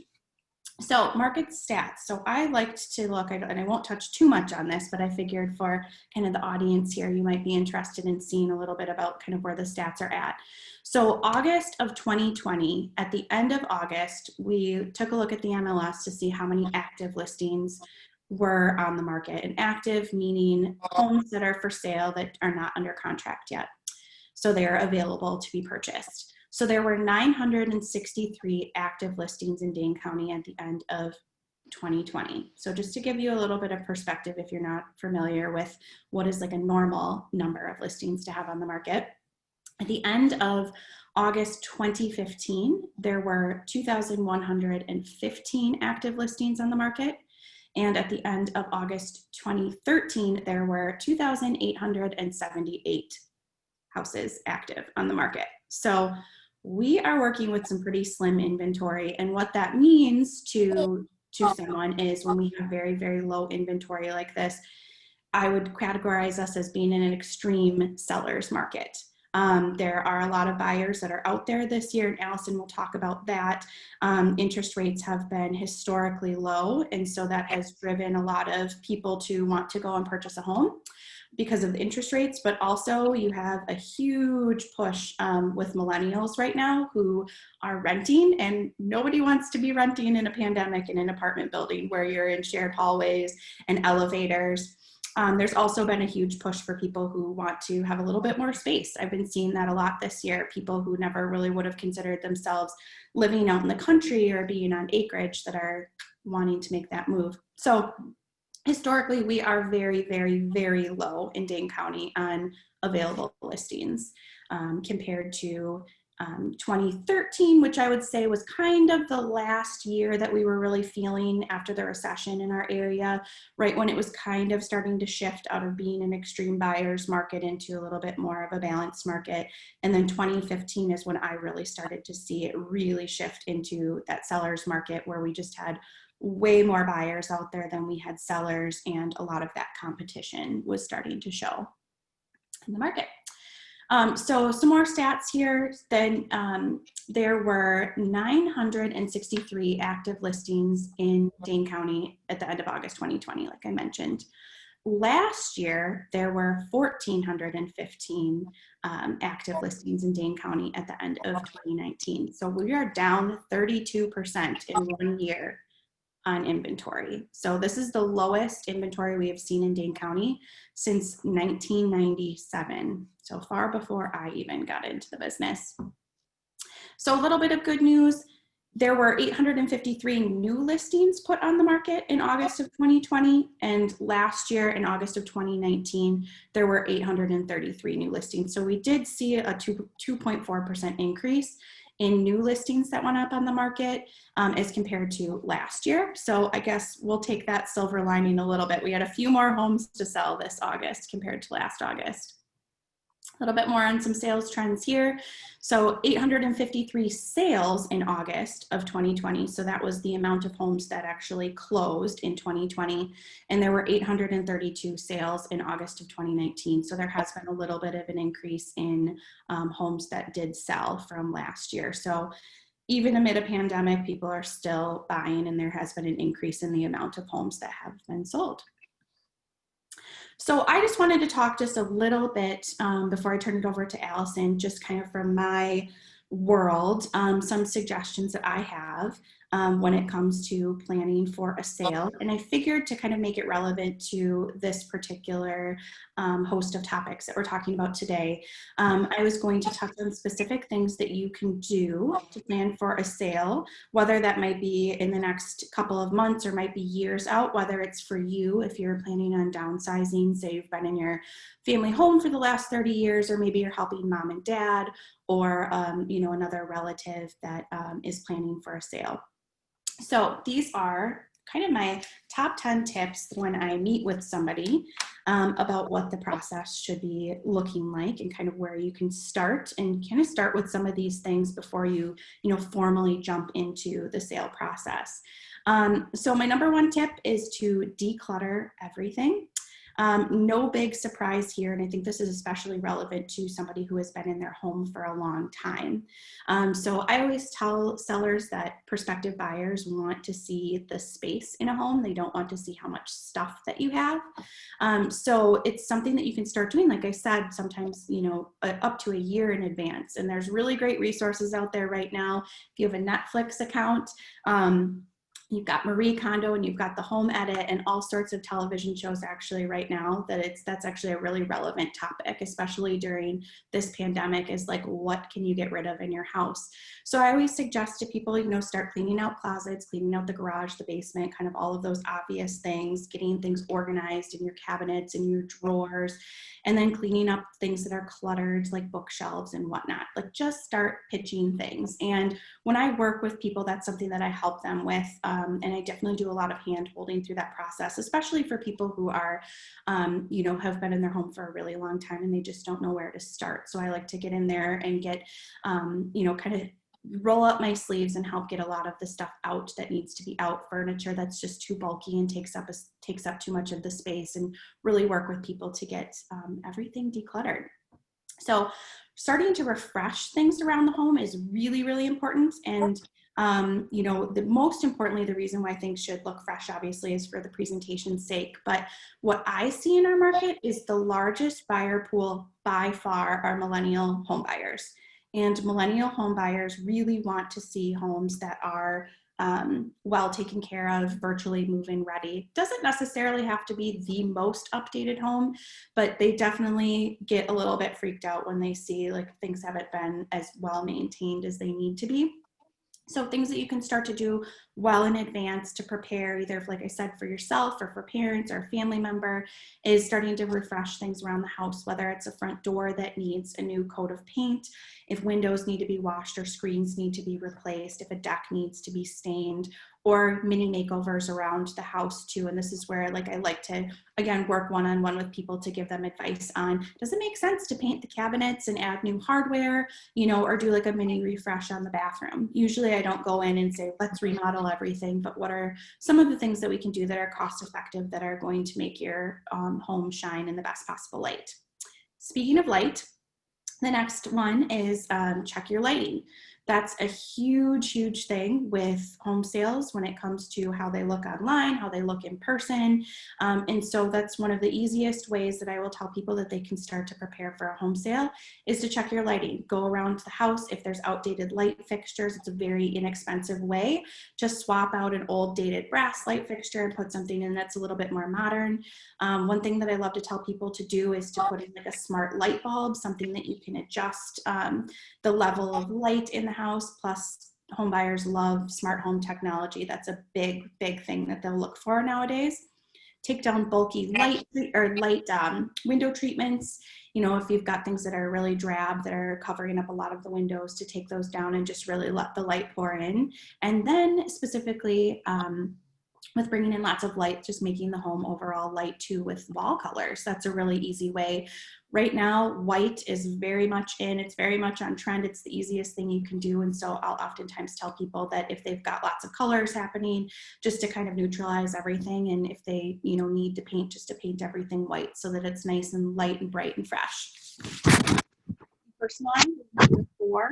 That is a big one that I have to sometimes do a lot of hand holding with people on, but it's really important that I'll tell people to start depersonalizing. You want your home to show as if it was kind of a model home, so that somebody could envision themselves living there instead of, you know, seeing all of your stuff. So like if you've got macaroni artwork that's on the refrigerator, or lots of trophies, family photos and whatnot all over the house, or anything that's like highly personalized, easy way to start prepping is to start taking that stuff down. And just imagine if you were to walk into a house, you'd want to be able to like envision yourself living there and not be focused on the stuff and like the personalization that somebody has all over their home.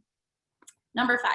This one is one of my most recommended things that I will tell people, especially if they're helping, say, mom and dad sell, and mom and dad have been in their home for 50 years, which I'm actually working with a client right now who's been in her home for 55 years. We're planning on listing in the spring, and this is something that I suggested for her, and that is to do a pre-listing home inspection.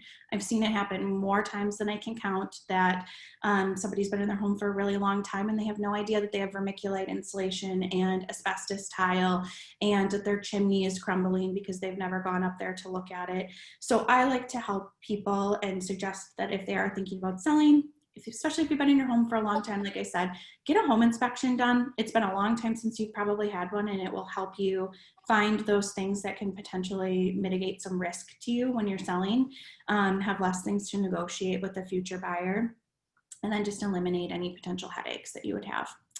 So my 6th tip is to define your lifestyle. So what is the lifestyle element of your home that would draw somebody in? So you purchased your home for a specific reason. Of course, there was something that drew you in. What is that lifestyle element?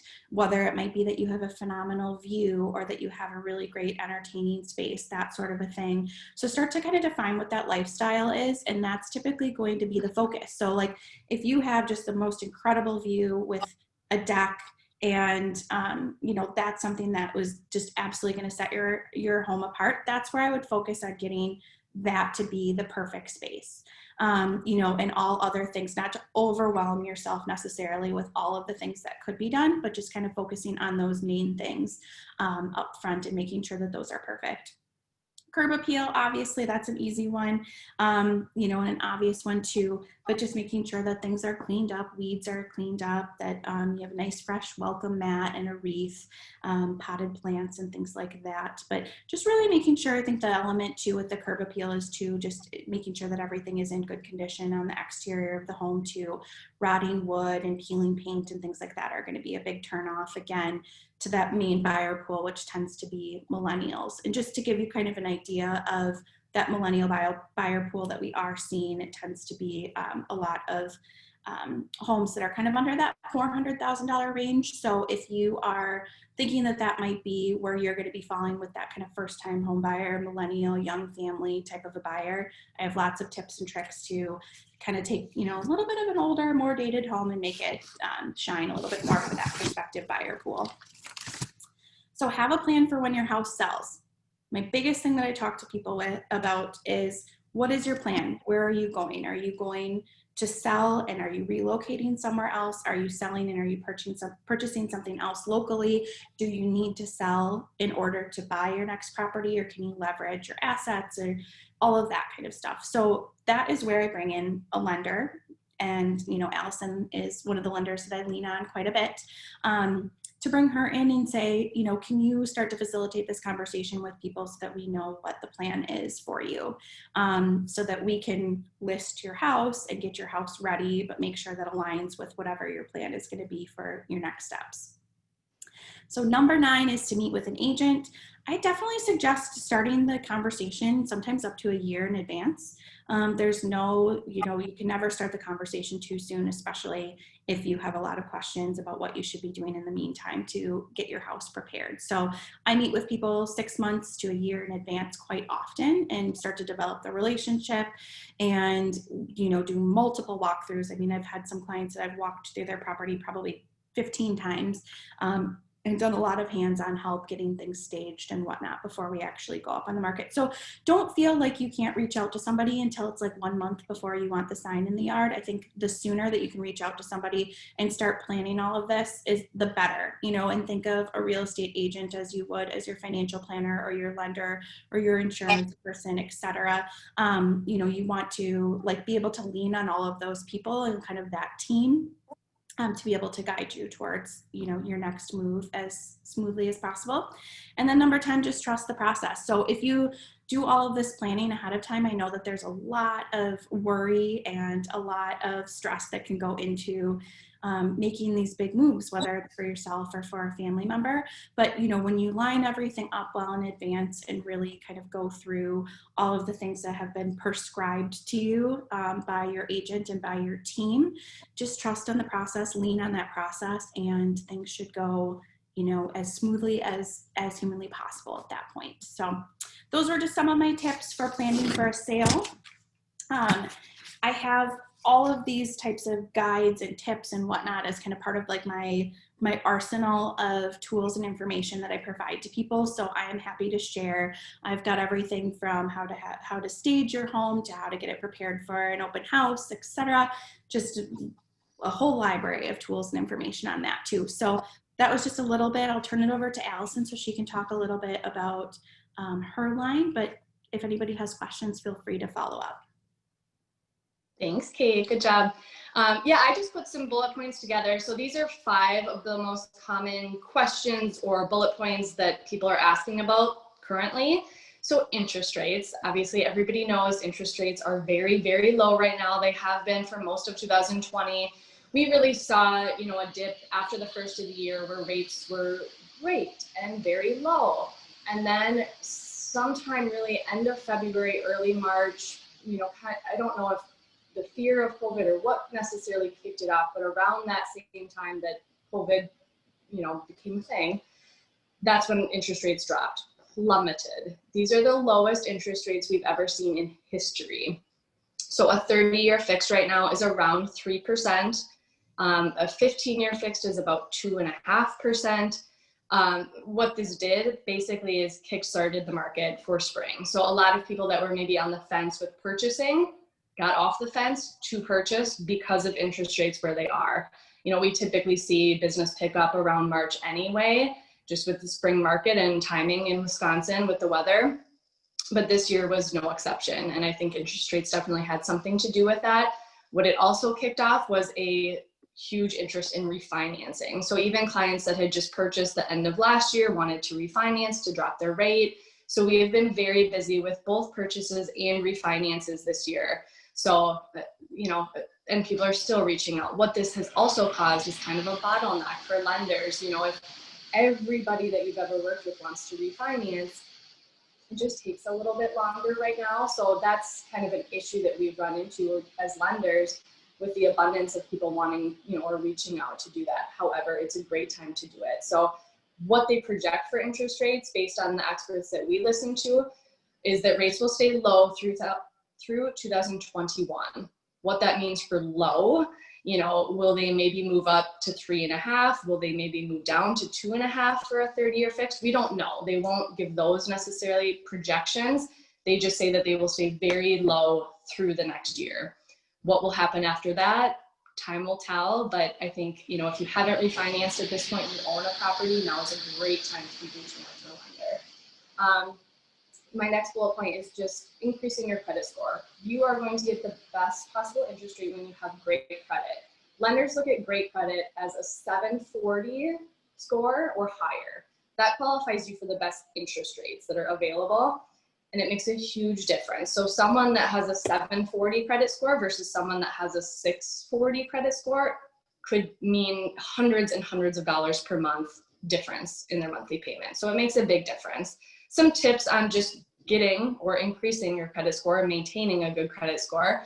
No late payments. Late payments are the number one thing that we see that drops credit score. So in the last 12 months, even if there's any late pays, that could negatively be impacting a score. If you have a more recent late pay, that could plummet your score 75 points just with one late pay. So it's a really big deal to not make payments late.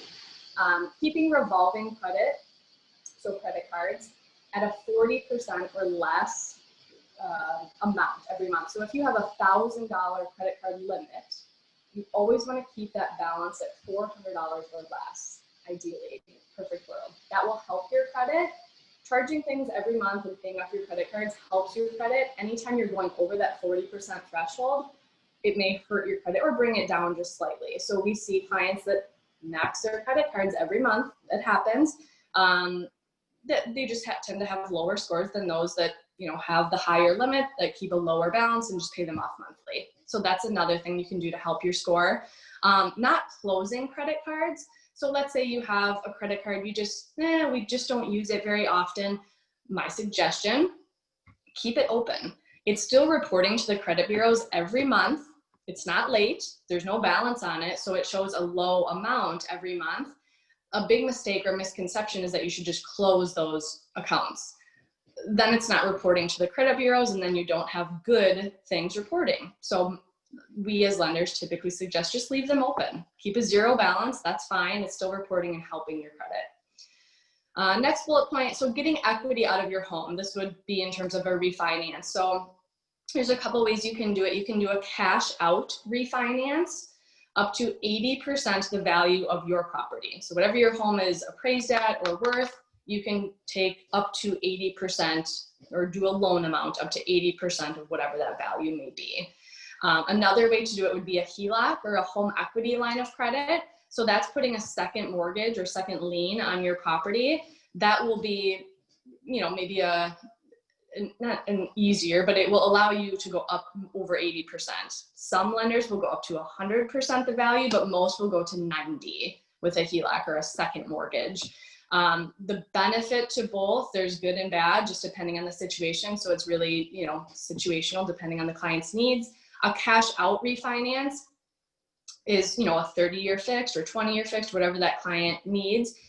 The interest rate is going to be slightly higher than if you just did a standard rate and term refinance, but it's still going to be low based on where rates are right now. The HELOC is great. It's going to have a higher interest rate than just a standard fixed rate mortgage, but it will typically be interest only payments. So what that means is you're not paying any principal on it, which also means that the payment is going to be a lot less. So there's benefits to both. If a client is looking to do that, I'll walk through both options and then we can determine what their needs are and what a better fit is. Next bullet point, purchasing a new home before selling. So in this market, obviously Kate, said it's a seller's market. Buyers are trying to write offers as competitive as they possibly can, so they don't want to put a home sale contingency on the offer, which is very common. If they qualify, as long as the borrower qualifies for both mortgage payments, then it's a non-issue. And then I can do a pre-approval letter for that client based on they don't need to sell their home, they can afford this new home, and all is good. Where it becomes an issue is if they don't qualify for both mortgage payments, then technically they do need to sell their home prior to closing. If you can qualify for both payments and you have a down payment enough, great. If not, what we'll typically do is put a HELOC or a home equity line of credit on their current home, have them pull that equity out of that current home for the down payment on the new home. And then when that current home is sold, both the HELOC and their current mortgage, if they have one, just get paid off. So that's an easy way to just pull the equity out for the down payment on the new home, assuming they qualify for both.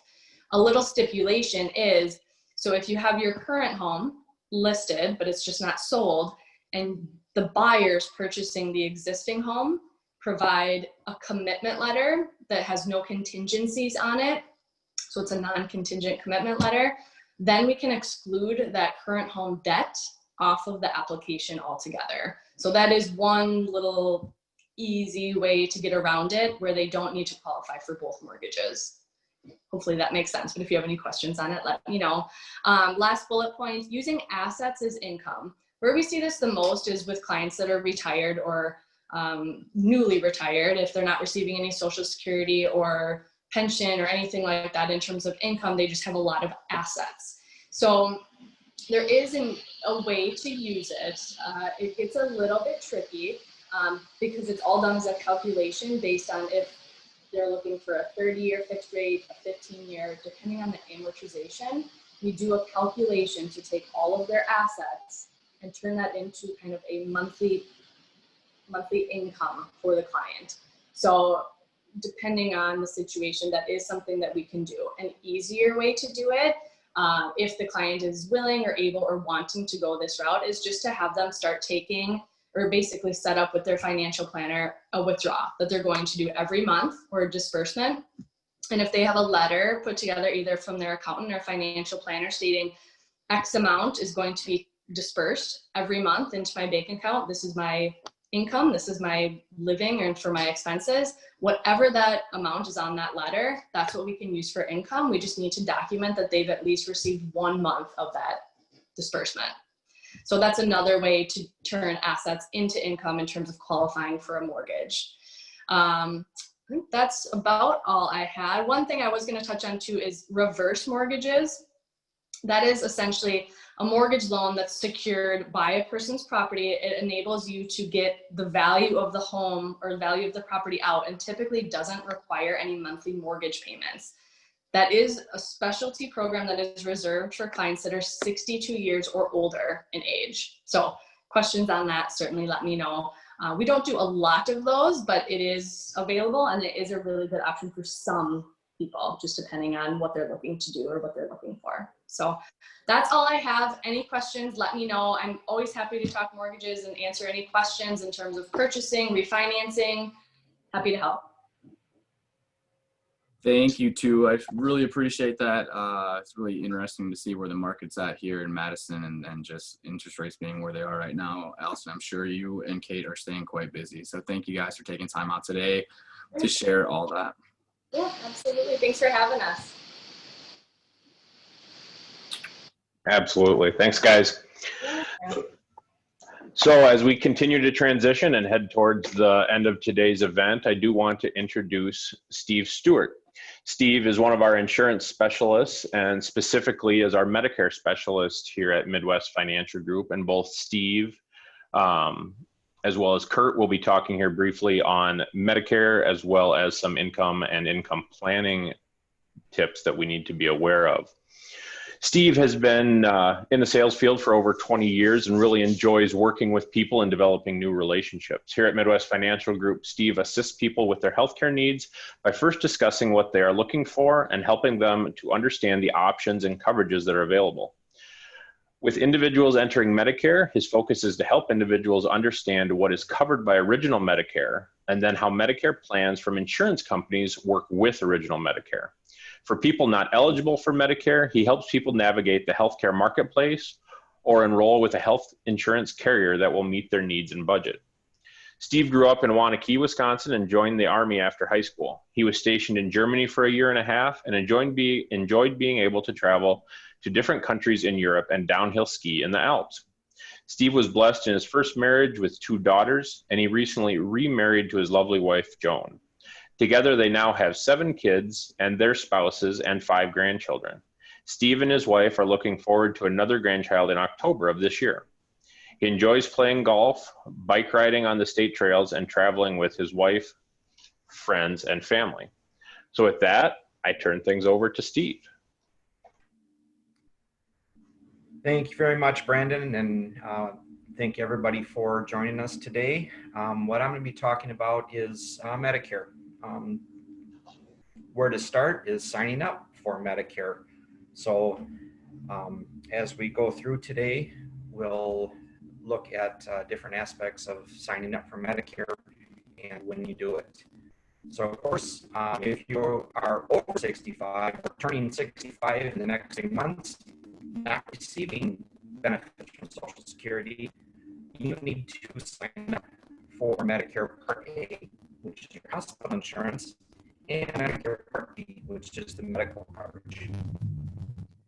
If you are already receiving benefits from Social Security, you really don't need to do anything. You'll get your Part A and your Part B when you're first eligible and don't need to sign up. So Steve, you may want to check your microphone. We're getting a little breakup in your as you talk. Okay. We'll work with that. I think you'll make it better now. Yep. Okay.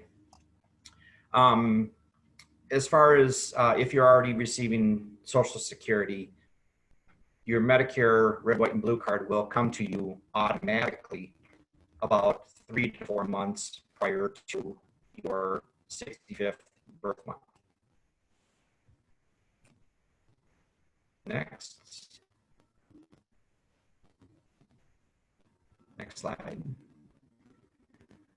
So again, getting started, when can you sign up? If you need to sign up for Social Security or for Medicare, you do so through the Social Security Administration. And there are different enrollment periods. The first is your initial enrollment period, and that is a 7-month window surrounding your birth month. So you get 3 months prior to the month of your birth, of course, the month of your birth, and then 3 months after. If you sign up prior to your birth month, your Medicare automatically starts the first of the month of your birth month. Little difference, if your birthday is the 1st, then your Medicare will actually start the 1st of the month prior to your birth month. If you sign up the month of your birth month, it'll start the month after. And then if you sign up in the 3-month period following your birth month, then it's 1 month and then 2 months after, 2 months after to complete the 7-month window. If you do not sign up during that time period, there is the general enrollment period, which happens every year in the first quarter, January 1st through March 31st. So in that time frame, you can sign up for Medicare, and your enrollment will begin the 1st of July of that year. There are also what are called special enrollment periods for signing up for Medicare. With a special enrollment period, when a lot of people use the special enrollment period if they are still currently working and have group coverage through their employer. And having that group coverage, credible coverage through your employer, does give you a special enrollment period where you can sign up to have Medicare begin anytime during the year upon retirement or ending the group coverage for as far as your healthcare coverage. Next slide.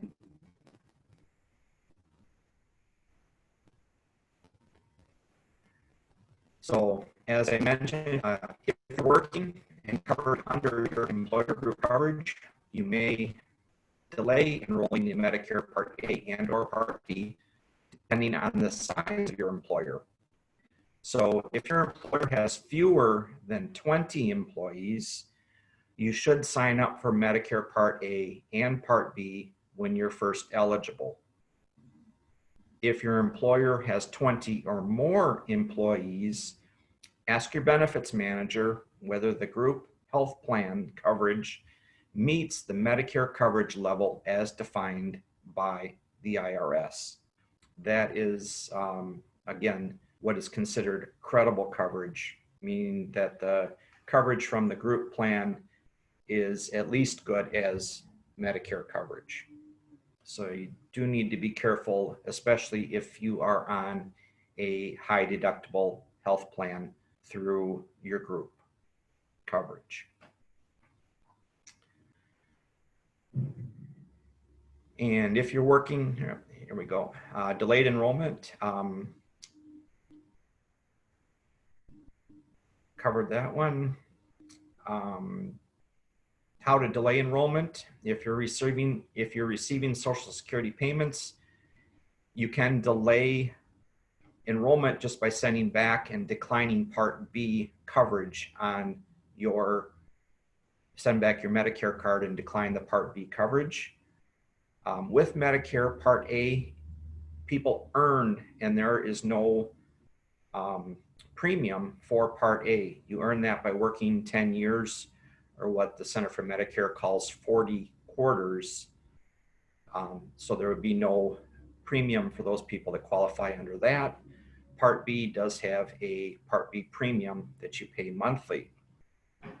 If you're not receiving Social Security payments, you simply don't need to sign up at that time.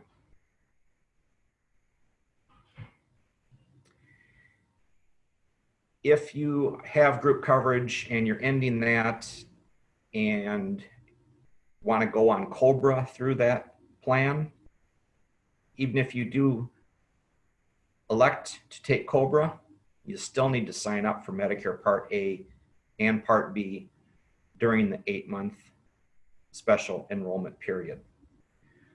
So COBRA, under Medicare Center for Medicare guidelines, COBRA does not qualify as having group coverage.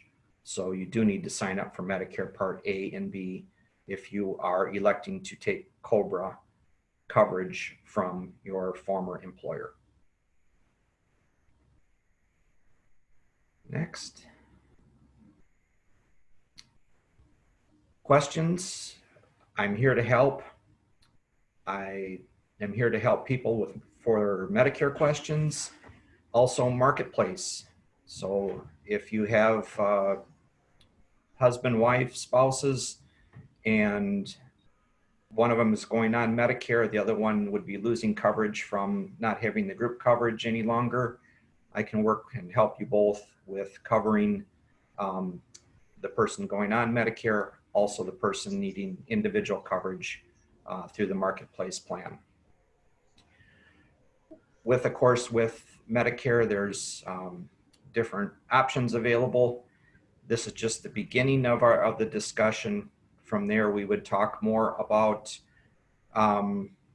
things like the difference between Part A and Part B of Medicare, and then get into the types of plans that are available to go along with original Medicare. I want to thank you. If you have any questions about Medicare, please let me know.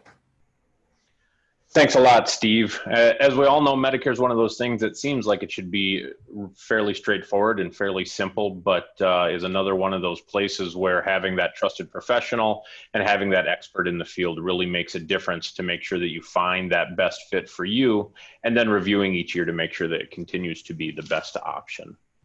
So with that, we will turn over to Kurt Arnold, who's one of our financial advisors, has also done some work in the Medicare space, and will give us an update here on other planning pieces in regards to Medicare. So go ahead, Kurt.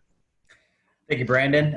Well, thank you for letting me have your time and attention today to kind of wrap up some things related to planning purposes. As a planner, you know, one thing it's really important to understand is to not have Medicare be separate from your planning. And obviously, when you're in retirement, you have a set income, and you know, Medicare, medical costs, things like that, you know, with inflation can grow if you don't, you know, get the proper guidance. And so we always want to make sure that you have that Medicare plan as well with your retirement planning. So one thing I want to talk about is some things that we do to help people with income planning, to just help with different situations that could come up. And part of that is related to income replacements, monthly adjustment amounts in retirement as related to Medicare. So what is it? What is the IRMA? IRMA is the income related monthly adjustment amount, as I said. So due to the Bipartisan Budget Act of 2018, if you are considered a high earner or have a modified adjusted gross income above specific amounts, you may have to pay additional premiums on your Medicare Part B and your Medicare Part D prescription drug premiums.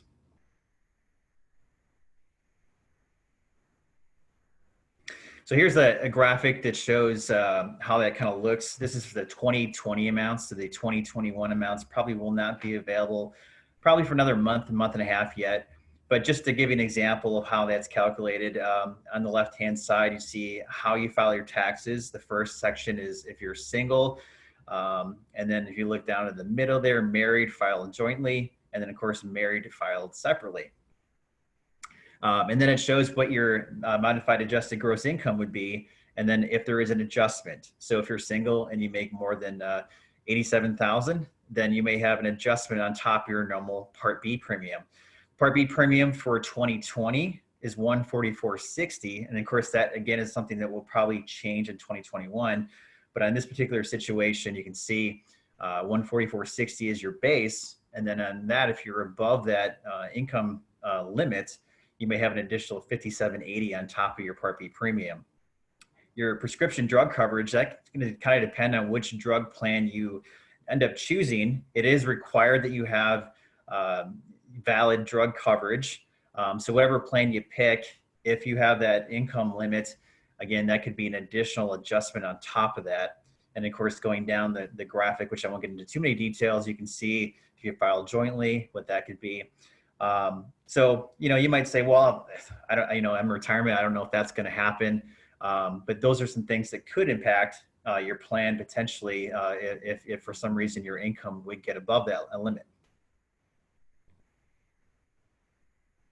So how does this work? There's a 2-year look back. So Medicare uses your income from your tax return from 2 years ago to determine what your premiums would be for the current year. So your 2021 premiums, as we go forward into next year, they're going to be looking at your 2019 modified adjusted gross income. So how does that work? Well, the information is shared annually between the Social Security Administration and IRS. So that's not something you can hide. If it's on your tax return, they will see it. And then you will actually, that information will be shared so they'll know if there is an adjustment that needs to be made.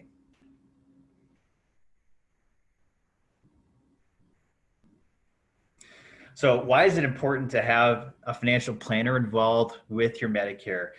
Well, what we do is income planning. That's a big part of what we do. So income planning should before you start Medicare, we should keep in mind that 2-year look back and understanding where the income is going to come from. when you're starting Medicare and in retirement.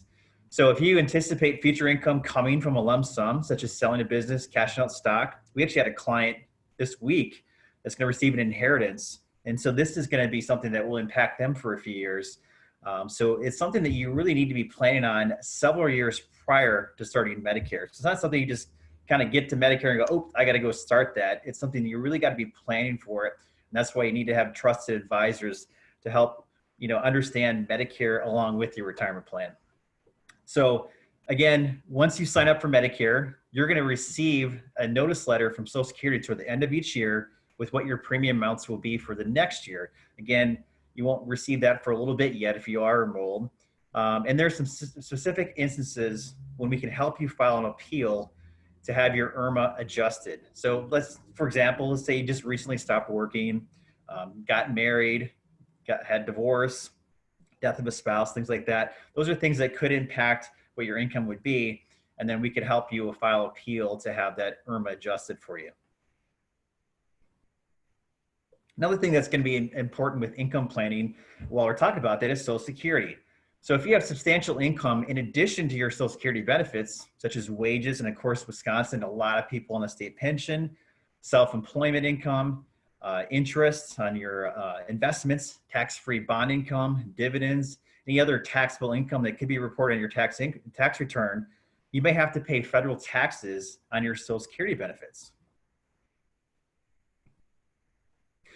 So how does that work? Well, if your total income is more than $25,000 for an individual or $32,000 for a married couple filing jointly, you'll have to pay income taxes on your Social Security benefits. Now that amount is going to vary depending on what your income level actually ends up at. There's different levels based on how your tax filing is, but basically there's two separate income thresholds depending on your tax filing status that could make your Social Security benefit susceptible to taxation at 50% or even 85%. And so the simplest way that we kind of work with people to lessen or even minimize your Social Security benefits from taxation is to keep your total combined income below certain thresholds.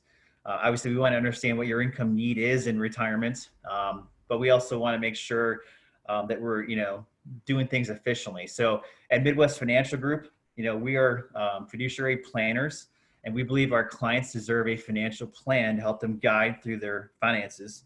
And part of that plan includes tax planning, so we optimize your retirement accounts. So obviously you have some funds that will be pre-tax funds, such as a 401k or even a traditional IRA. You may have some after-tax funds, such as a Roth IRA or even non-qualified funds. So it's important that not only that you diversify your accounts within your plan correctly, but it's also important that you diversify your sources of those funds and thus your taxation. And so that's what we do as holistic planners is we look at everything, and it really does tie into your Medicare and Social Security. And it's not something you should just kind of do on the side. And a lot of people that come to speak with Steve and our staff for Medicare, they're not kind of, originally they're not getting that income planning. And that's where we have to kind of begin that, as I said earlier, a few years in advance before Medicare. Again, I'm part of the financial advising team here at Midwest Financial Group. And I am Medicare licensed as well. So I actually have that background. If you have any questions, if I can be of any assistance, reach out to myself or Brandon or Matt or even Steve on the Medicare side, and we'd be glad to help you. Kurt, Steve, thank you for that. I appreciate it. It's really good, timely information, given that we're coming up to the time of year where open enrollment and health insurance options are going to play a big part in people's thought process. So thank you for that. And, with that, I also want to thank everybody who was in attendance today for spending a few hours with us. It's our hope that you'll walk away with a little more useful knowledge than you started with. Hopefully you can see how having a coordinated plan with a team of people that you trust is a great source of peace of mind.